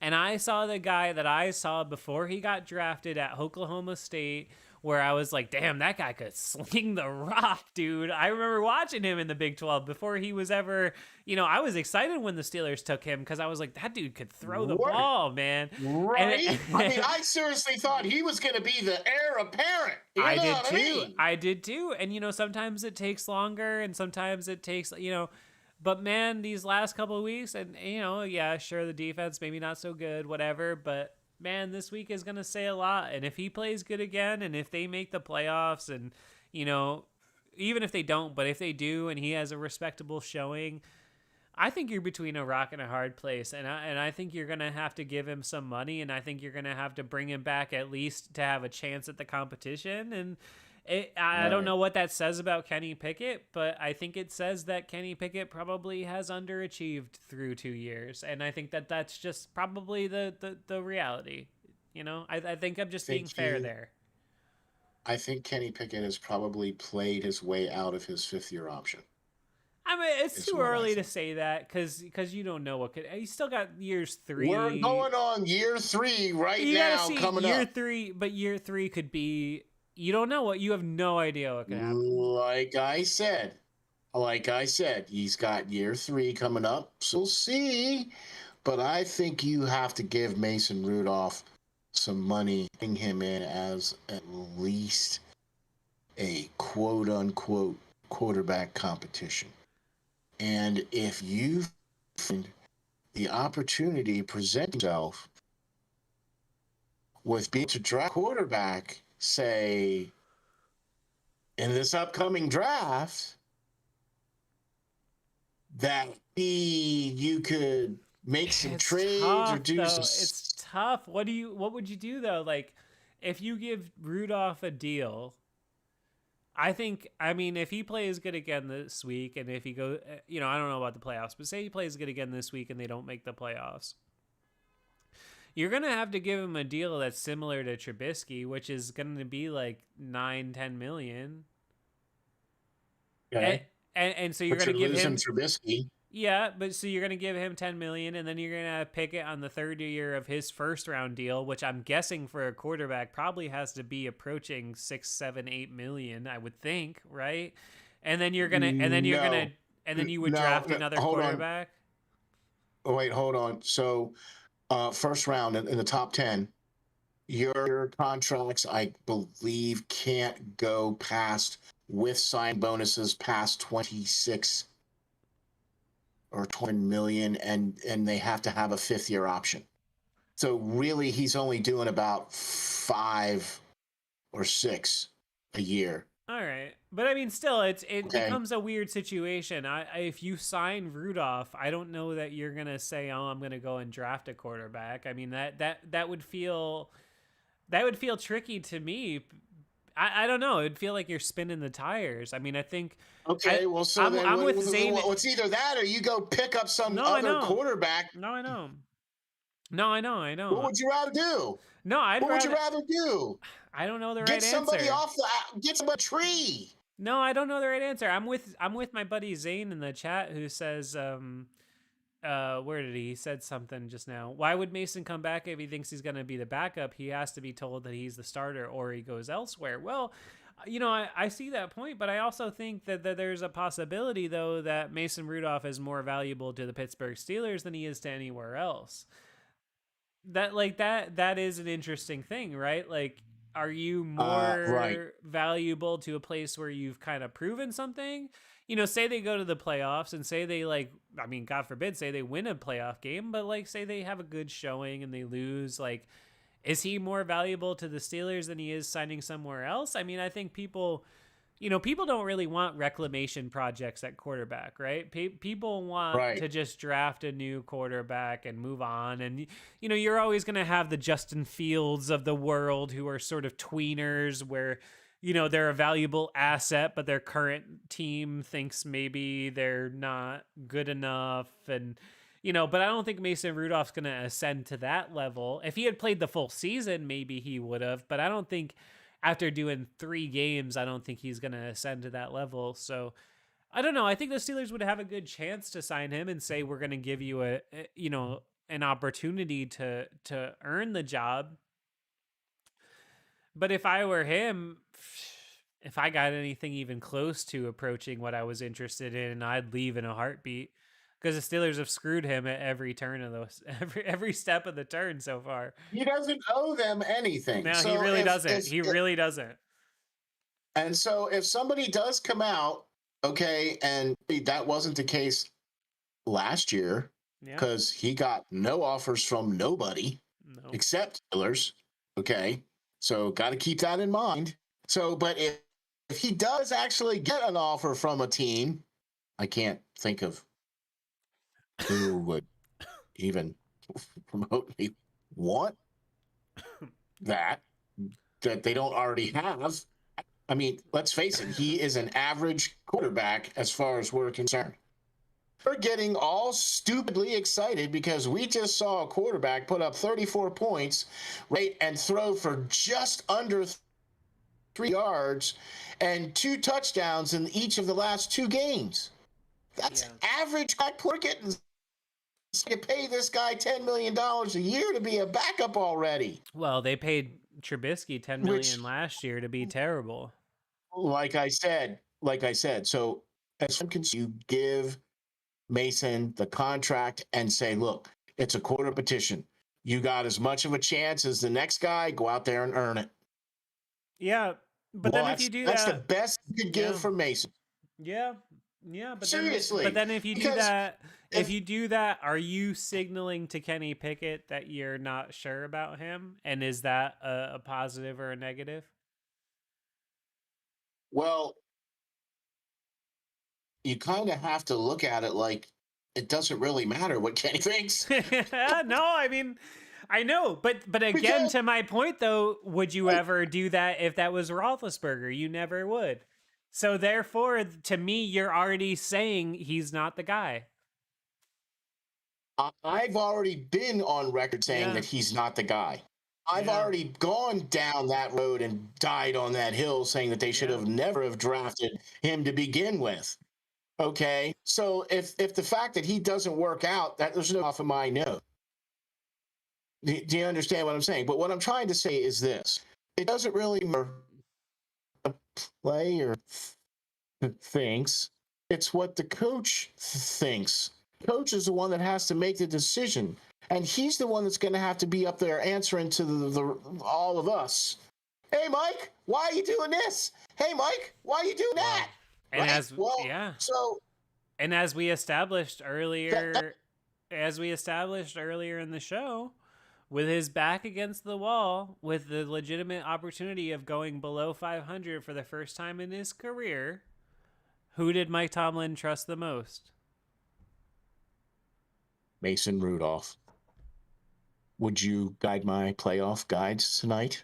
It's unquestionable, right? Seriously? I mean, there's no question about that, right? I mean, with Do you, his back against the wall, he trusted Mason Rudolph over Kenny Pickett twice. Now 3 times. now he's doing it 3 times. 3 times. Sorry. Anyway. Yeah. No, I mean, but I think it's an interesting thing, and I think it's a really interesting finish to the year for this team, and you know, I wish they hadn't collapsed again, because I feel pretty much every year since I've been doing this show, um, it's been a little bit different, but 19, 20, and this year have been pretty similar in that they started solid and then they kind of had this collapse moment, fell off the cliff. and Yep. then you win Yep. one or two at the end and you feel okay about it, but you kind of just know, like, all right, I don't know. And I think ultimately, like, no matter what happens here in this week, and if there is a next week, I have to be honest in saying that this year has been a disappointment for me, for the Pittsburgh Steelers. I thought that this was going to be a season where you unequivocally felt that they took a step forward as a franchise. And after Yeah. having been 6-3, if they don't make the playoffs, to me, I can't frame it as any way other than a pretty disappointing year, to be honest. And I hate to leave on like a negative note like that, but when is the expectation going to be that we start getting better, man? I need it to start ticking upward a little bit. When the voice at the top changes. And what I mean by that is maybe not necessarily all the way at the top, but I really think time now.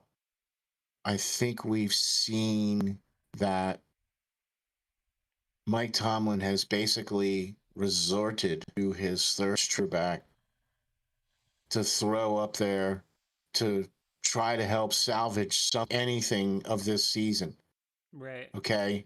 He fired his offensive coordinator 3/4 of the way through the season. Not when you could have done it at the break when you had the bye week and you could have had these guys in. That You remains know what I that mean? remains the strangest move of the year, isn't it? I can't buy that was a Mike Tomlin move. I still don't. Not to take anything away from him. I Too just, many. yeah. Okay, but too many missteps have added up now. No, I Too agree. many. miss time management, too many clock managements, too many fourths, too many go forwards, too many kick field goals or punts. No, I I'm agree. tired. I'm so tired of that. I'm so tired of the Tomlinisms. I just really am. Okay, I'm not trying to be a downer. Really not. And I'm really happy for this team that they found jive, they found some juice with Mason, and that's all fine and great. Basically, you're still shining a turd. Yeah. You know what I mean? No, And I'm with you. everybody's all Yeah. like, "Oh, 17th consecutive season, not a losing season." Do you know what? Do you have any idea how old that is? I'm so tired of hearing. Okay, because as far as I'm concerned, if you don't make the playoffs, that is losing season. I Yeah. will forever die on that hill. No, I hear. Okay, Yeah. forever I die on that hill. Okay, Yeah. and until we get a coach that can come in and coach this team up to they win important games. They're not out coached by rookie coaches on Yeah. a regular basis. No, listen, You're I'm 7 years in the league, Mike. How could you be out coached by a rookie who was playing in the league the year before? But you're no. this great mind. I don't get it. I don't get it. Okay. Yeah. Yeah. His time has been and come and gone. He doesn't have anything to prove anymore. He's a Hall of Fame coach.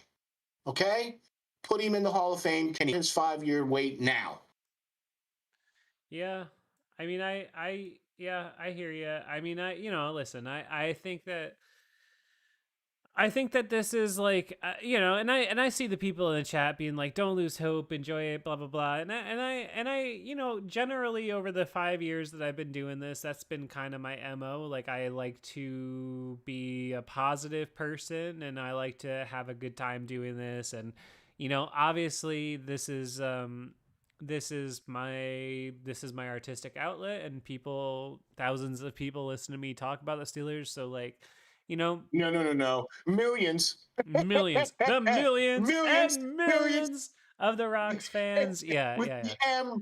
yeah. Millions. No, I'm thankful and appreciative of that. So I never want to sound like I'm being bitter. But I am, though, Right. as I'm accelerating now through my 30s. I'm sitting in a place in my life where I'm like, man, I just like, you know, I miss when we were competing in a real sense. Like I really just don't, I don't have any belief that this team could do anything, and I haven't really since 2017 had any real belief that this team could do something that matters. And I'm just tired, and it just, it's a bummer doing, as I say, my new catchphrase this season. I do a highlight show, and there are no bleeping highlights. And I just like, I had fun these last couple weeks. And yes, I am old enough to have seen a couple of Super Bowl victories, Josh Dobbs. I did thankfully see them win the Super Bowl twice in my life, so I'm thankful for that, and I had a good time doing that.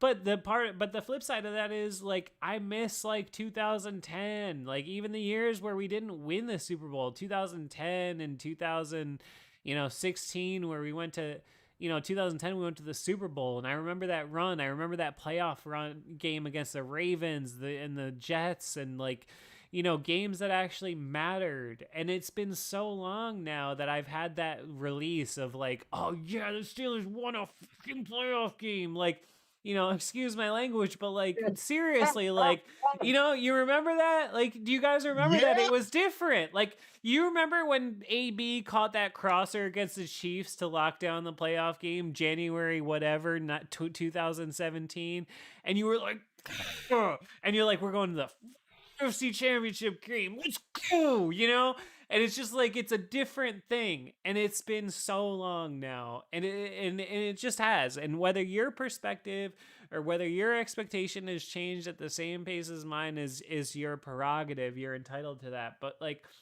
for me, I'm just be honest. I've done this now. This is my 5th season. And I think it's probably unlikely that I will now have gone it's probably likely, I should say, that I will have gone 5 seasons without getting to cover a single playoff win. Not even one. Not even a wild card. I haven't gotten to do one playoff game that anybody gave a shit about because the Steelers, the what did they make the playoffs in? 2021. So they've made the playoffs in 2 years. They have a chance to make it in a third of my 5 years. Okay. But either way, they're probably not winning a playoff game this year. And that'll be 3 playoff games that I have no one is interested in listening to me talk about them because they absolutely sucked and got blown out. And that's probably what's going to be happening this year, even if they make the playoffs. I'm just tired of it, man. Like, I know not everybody you draft is going to be Ben Roethlisberger. I realize that. But at some point, when is the expectation going to be that the Steelers are going to be good again? That's all. I just want to be good again. I don't want to win a Super Bowl, but can they go to the AFC Championship game or even the divisional round once a blue moon? So that's what my whole point is here about this. Somebody said earlier in the show, this isn't these anymore, and you can't take 5 years for a quarterback to develop and play and finally be a starter. Well, let me tell you something, okay? This is the year 2024, okay? And we can't wait 17 years for a coach to get off his butt to start winning some playoff games. What? We've gone 5 years now without a significant playoff win for this team, okay? Yet everybody talks about, oh, well, it's not a losing season. He doesn't have anything to prove anymore. He's a Hall of Fame coach. It's time to go. That's all I'm saying, okay? That's the only way this team is going to be relevant. Well, I think the only way this team is gonna be relevant, is if they get a good Not with quarterback to Pickett, play. Yeah. not with Kenny Pickett, and Well, not with the no, current no. coaching See, staff. and Fanatic, I see you in the chat. Did I miss the part where we talked about the last few games? I thought they were an improvement. Why all the doom and gloom? Yeah, I was screaming about how good Mason Rudolph's been for an hour today, and then we just Yeah, kind of right. turned to the Yeah. overall, and like, I The mean, reality sunk in. my point is like I just don't know. I don't know what the future holds, but I think that if you told me that, at the end of the year you're going to be saying, should I re-sign Mason Rudolph to a deal after he had 3 good games, or am I going to ride forward with my first round draft pick who played most of a season and threw 6 touchdowns? I would say neither option is like particularly appealing. Like that's just the reality of where we're at right now. So, pivotally, let's throw some positivity into this, right? Okay. So, who, if you don't draft somebody, right? Okay, then who's your guy? Who are you bringing in next year? Right? Like, I've seen all the rumors about Russell Wilson and this, that, and everything, blah, blah, blah, blah, right? So if you're not going to ride with Kenny, you're not going to ride with Mason, or if you are, or whatever the case is, now what? Because you know that Mitchell Trubisky definitely played his way off of this roster. Definitely done in Pittsburgh. Yeah, no, Okay, you to be quite can't frank you with you. can't bring him back. He's just Right. terrible. You Yeah. you you can't. Right. No. Okay. And the fact that you at the last minute brought Mason back, who now saving your bloody season. Okay. I think you absolutely have to offer him some kind of deal, be at least to come in here and have a shot at the starting job. Yeah, So I agree. does that mean you bring in a young gun, a young quarterback who I can't even think of? Is there anybody out there playing right now that you would want to I would come in say, and be this team? well, I mean, there's always the option. I know that the hot one is always Justin Fields that people always want to bring up as though the Steelers would make a move for that, and I can't ever see that really ever happening. I don't think the Steelers are going to make a trade for a guy who, is another question mark like Kenny Pickett. I just don't see that. So I think Right. I think that my opinion is, we'll see this week, but my opinion is if they sign Mason Rudolph, then they're not drafting or signing another real quarterback. If they sign Mason Rudolph, they're going to have to give him a decent amount of money, and they're going to go into the season saying, okay, it's a battle between Mason Rudolph and Kenny Pickett. And whether or not that's a fair competition, whether or not it works out, whatever, I don't know the answer to that, but I think that that'll be their game plan. I think they'll go into the season saying, okay, we gave Rudolph a nice backup level contract. We got Pickett on the rookie deal. They're going to battle it out, and we're going to decide who's going to be the starter. If that happens, I don't know. Because, like I said earlier in this show, if I'm Mason Rudolph, man, if anybody offers me anything at all, I'm darting, bro. See ya. Because, yeah, no, See. sorry. No, I absolutely would be if I was him. I don't know if that's going to happen. There's so many questions. I really don't know. But the idea that I'm going to go into next training camp, and then that's the other thing. So if they don't sign Rudolph, then do you have to think about bringing in a legitimate quarterback like a Russell Wilson or drafting somebody? I don't know. I can't see the Steelers doing that for like a Russell Wilson type deal. But I also don't know how you could bench Kenny Pickett in the last quarter of the season and say Mason Rudolph's the better option, let Mason Rudolph get away, and then just default back to Kenny Pickett because in December you didn't think he was the guy. So what changed between December and August that you're going to tell me he's the guy? Right. Because he hasn't played anything that's meaningful, or he's not winning games or anything else That's like what I'm that. saying, You know right? what I mean? It's gonna be hard to go back to Pickett right now. I think the writing is more strongly on the wall than a lot of people think. If I were to ask you, what do you think? Let me ask you. If you give me very specific out of 100 overall percent, what's the percentage chance Kenny Pickett's the starting quarterback week 1, Mason Rudolph's the starting quarterback week 1, somebody else is the starting quarterback week 1? How are you ranking them? Wow. Wow. If you ask me this question right now, I'm going to tell you that I would say I would have a 40% of Mason and maybe 30 chance of Kenny Pickett and 30% chance of somebody else. Wow, so you think it's strong that that it's somebody else. I would Historically has not gone into a season without 3 quarterbacks. yeah. Okay? So there's gonna have to be some other quarterback brought in, whether that's a Russell Wilson or they dress some kid or whatever the frick it's gonna be. There's be a third quarterback that's gonna come in.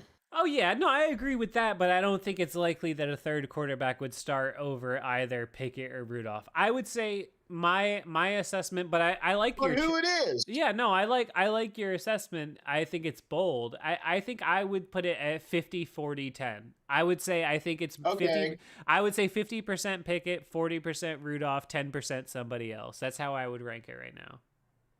Okay. The reason I'm saying that is because you're asking me this now. Yeah. Right now, Mason Rudolph is playing bridge quarterback play, and Kenny Pickett not. And hurt near any free agent that I could go pluck off of the boards right now could at least give me something, some semblance of average quarterback play. Yeah. So I just think they're gonna historically have. has I just carried think they're 3 gonna. quarterbacks. Yeah, I think they're gonna have kid gloves. Excuse the pun. I think they're gonna have kid gloves with Pickett, and I think that if they do sign somebody else, if they bring Rudolph back and they bring somebody else in, it's gonna be somebody who's like an obvious third stringer. Like I I don't think Pickett, if they do bring Rudolph back and Rudolph starts, I don't think Pickett's going to be challenged for the second spot. Is what I'm going to say. Like I don't Okay. I don't think there's any world where Kenny Pickett's the third string quarterback next year. Is what I'm saying. I think whether it's Rudolph or whether it's somebody else, Pickett's going to be the second string quarterback. It's just that's how I think. Hey, you know what we should do? We should call up our buddy Josh, the ops. Let's get the whole gang back together. You Right? know, I understand that he's now not playing much in Minnesota. he's not. No, that petered out quick. You know who we should get back next year? Ben Oh boy, Roethlisberger. I'm scared. Ben Roethlisberger. For what, to play quarterback? To play quarterback. Do you know it's the same? It'd be if Are he you came kidding? back. If he came back next year, listen to me. If he came back next Oh my year, if he came back next year, it would be the same amount of time Mario Lemieux missed. And Mario Lemieux was pretty great when he came back. Can't deny it. I know you're a Okay, but Flyers Mario- fan. You can't deny it. He should have But won Mario MVP. Lemieux- He should have won MVP. That He was 5 years younger. Right? He was 5 years younger when he did that. He averaged. was He only came like back. He 34. came back and he averaged like 1.7 points per game. Yeah. Lemieux should have won yeah. MVP that year. He came back. I agree. I agree with you 100%. But he was 5 years younger. Oh man! All And right, he still skated and everything else too. You know what I mean? know. Like, Yeah, he didn't have to run. He been didn't need step the on no knees. football field lately. Oh man! Oh my gosh! I man. can't believe you just said bring Ben back. We've been ranting about Kenny Pickett for 2 hours. We got to get out of here, man. I got to go eat some dinner. I've been just screaming for hours now. I'm telling you, man. But here's how it. Here's the whole basic thing of it. Okay. This 2023 Pittsburgh Steelers team was, in my opinion, a huge, giant black eye on the city of Pittsburgh and the Roonies, and it was a huge missed opportunity. Yeah. There was, on paper, on this team, in the skirmishes, okay, you have the second or third longest tenured coaches in the league as your head coach. Okay. The fact that they were 6-3, and now you're basically on the outside looking in, hoping and praying that your third string quarterback can save your butt, right? So It's you can not make pretty. a playoff game. Yeah, it's not pretty. Right. So as far as I'm concerned, this was a huge missed opportunity and a huge black eye. There was a lot of regression here instead of progression. We were expecting to see a much different team than what we saw. Okay. And as far as I am concerned, this warrants a clean house. As far as I'm concerned. Okay. They already started with the offensive coordinator. I like what Sullivan and Dude has been together as far as that's concerned. But let's face it, it's a makeshift, put together. Yeah, I agree. Botch work. Yeah, I agree. Band-aided, put something together so we can have something out. That's all that is, right? So now you need an offensive coordinator. I really think you need a defensive coordinator because I'm not happy with the fact that, quote unquote, a defensive-minded coach in Mike Tomlin, and yet your defense broke a lot this year. Now, was there a lot of injuries? Yes. In the linebacker position? Yes. And in the safety position? Yes. But it's supposed to be the next man up. And you had, quote unquote, talented people in your defense, and yet you still gave up a lot of yards and a lot of points. Okay? Agreed. And the fact that, yeah, you took the ball away a lot. You're one of the the league leaders in taking the ball away, but your off was so good that it didn't matter how many times you gave them the ball, even at the 20. Right. The best they could get was a field goal. Right. Your best scorer on the team was Boswell. Yeah. I know. So I'm like I said, I really hate saying this kind of stuff. I really, really want to be like what Steve said, man. I want to be rooting for this team. Yeah, I want to be as excited. You know what I'm saying? I want to look forward to every week No, I agree. of the Pittsburgh Steelers. But we don't have that. We haven't had that for years. The expectation is so low right now that you're banking on a non-season. You're hyping the fact that it's a non-losing season. That's all you got to go on. No, I know, and it ended up going, the exact same way that people always jokingly say it's gonna go, where it's like, okay, yeah, you're gonna end up and you're gonna go 9-8, 10-7, and maybe I didn't stop believing by any means. I just, I said it You still see actively. me wearing the logo, Yeah. right? You still seeing us here doing this, right? Exactly. But I said it at 6. I said it at 6-3 in very clear words. Remember, I'm sure I said it to Yep. you that the expectation Yes, sir. changed then when you were 6-3. I said, okay, if you don't win 11 games, it's now a disappointment. And that's what's going to happen. This team is either going to win 9 or 10 games, and the likelihood is they'll probably miss the playoffs.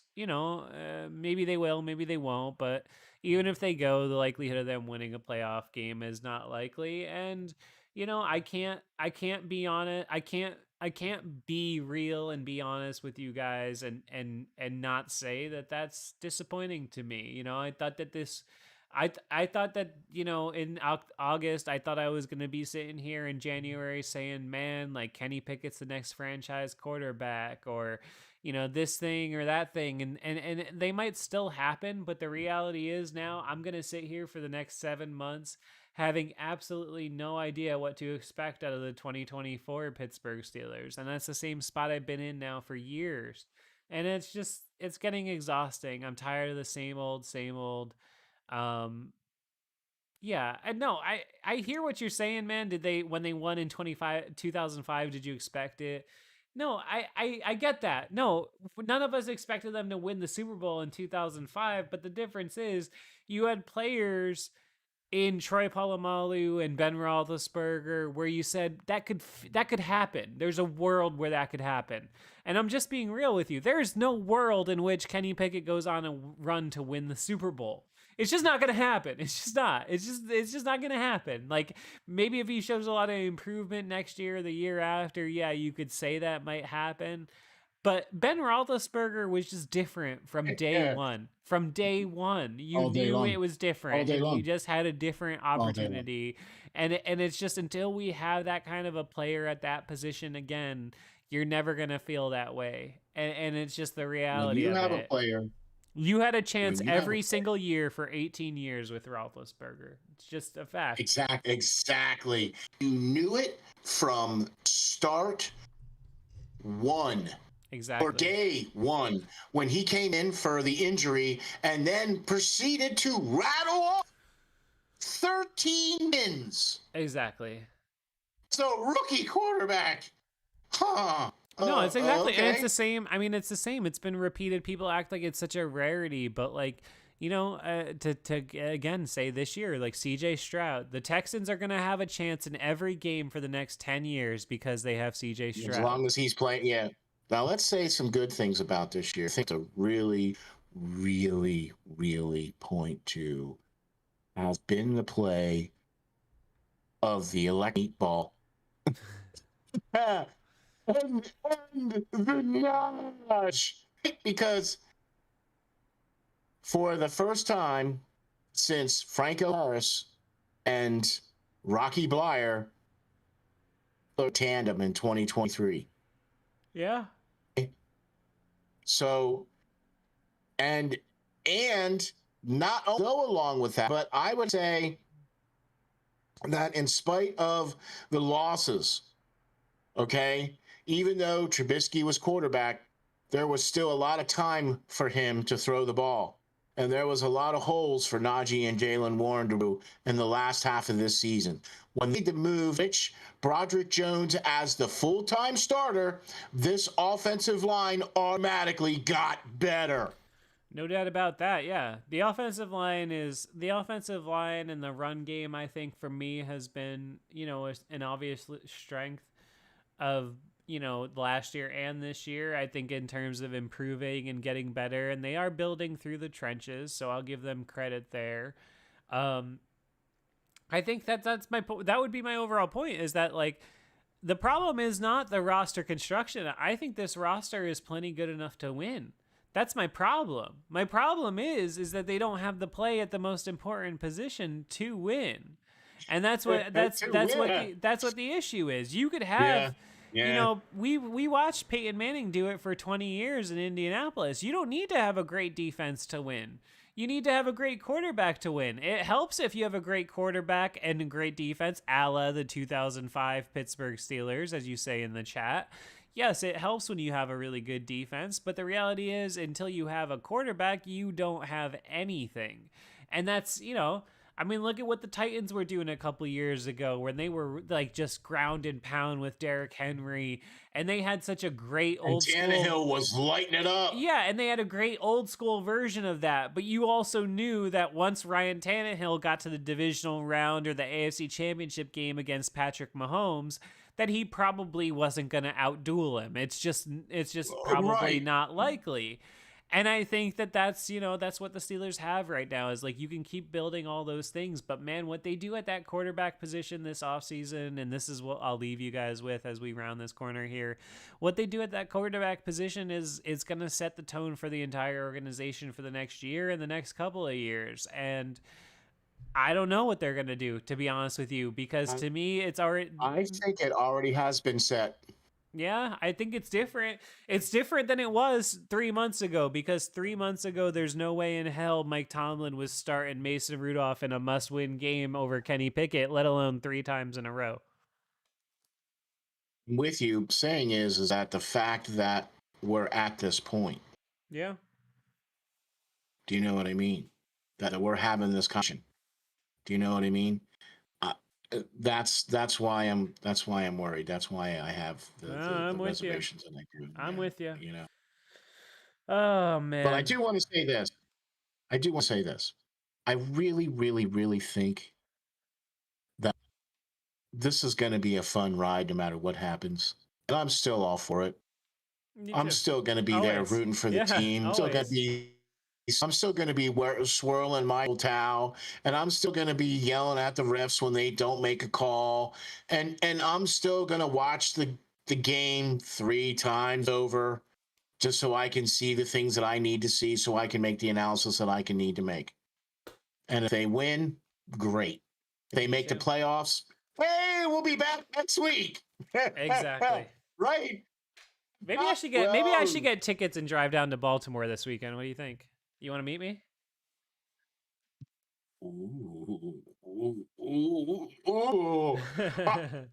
I don't know if I can make it. I want to. Oh, I would so go to Ravens territory dressed in colors. I gotta see what the tickets are going for. Oh, you don't want to know. I'm sure they're probably even on SeatGeek. Even with the Ravens playing backups though. Even on SeatGeek, the nosebleeds. Oh, is it rough? And I saw them like 500 and some bucks. No, really? Or like the 200s sections. Oh, that's the upper deck. Oh, that sucks. I didn't realize. I thought it might be cheap just because Baltimore's got nothing to play for.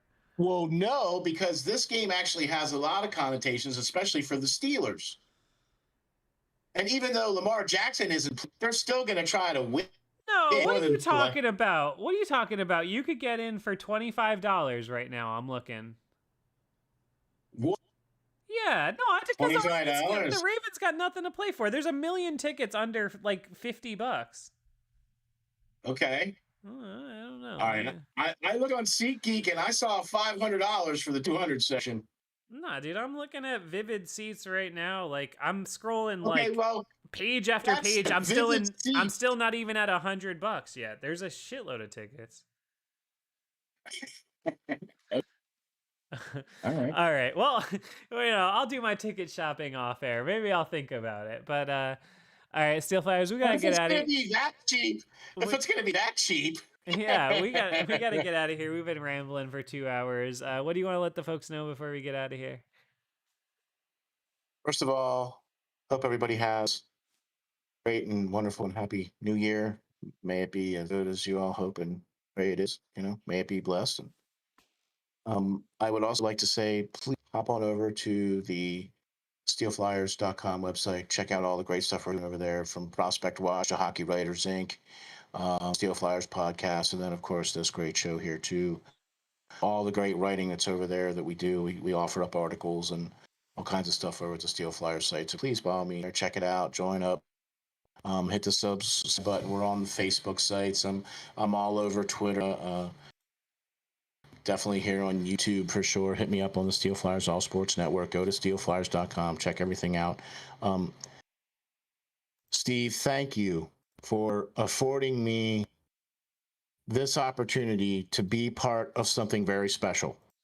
What you guys are doing here with Thane, Agent, you, and all of us here, what we're doing here with this whole family, this whole community, this whole whatever you are building here, man. I'm so thankful and grateful that I get to be a very little sliver of it.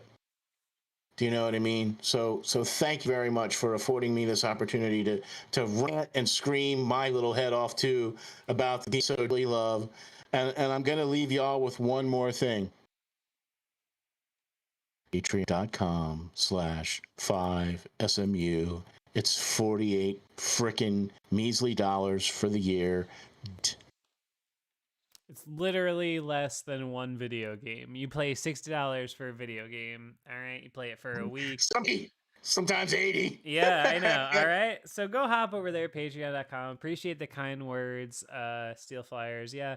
And yeah, if this is the last time you end up catching me this season, I don't know what's gonna happen this weekend, but if this ends up being the last time you catch me this season, I just want to say I'm super Right thankful. at the end. What's that? Oh, the Right 5-star at the sirens. end. Yeah, I'll We crank got it the up. right at the end. Yes. So yeah, if this ends up being the last time you catch me this season, I just want to say, like, I am very appreciative. Having done this now for 5 seasons, the sirens are getting louder as I give my soliloquy. This is just unbelievably, this is unbelievably perfectly timed. They're coming for me. I have died on air, and they're coming for me. Oh no. It's literally getting louder. It's literally right as I'm doing my bit. It's so funny. It couldn't be more Oh perfectly my timed. gosh. So yeah, I don't know, but I appreciate you guys. The show has done tremendous growth this year, and like every season, I'm a bit of a mad scientist, so I know every season there's this stretch where it's like I do all the games, and then it's like the Steelers go off a cliff, and I do some crazy stuff like the roast I did a couple weeks ago, and like but just bear with me. I'm here. I'm just having fun, just making different kinds of stuff. It's hard to make the same jokes every week. I'm just trying to experiment. But I appreciate you guys, though. So many of you now have been watching me make jokes about the Steelers for 5 years, and that's just really awesome, and it's really Here's to gratifying. 6. Yeah, here's to season 6. Here's to season Here's 6. to 6. No, I can't say it enough. I'm so thankful for all you guys, and hopefully I'll have another good show for you this week. Hopefully the Steelers get a dub. Hopefully they sneak into the playoffs. But I am sadly not in control of any of that, so we shall see. If this is the last time we see each other until September or August, appreciate you this season. But patreon.com/5SMU. Hop over there, support the show real quick before the season is over. Steel Flyers, I appreciate you for another legendary season on the radio.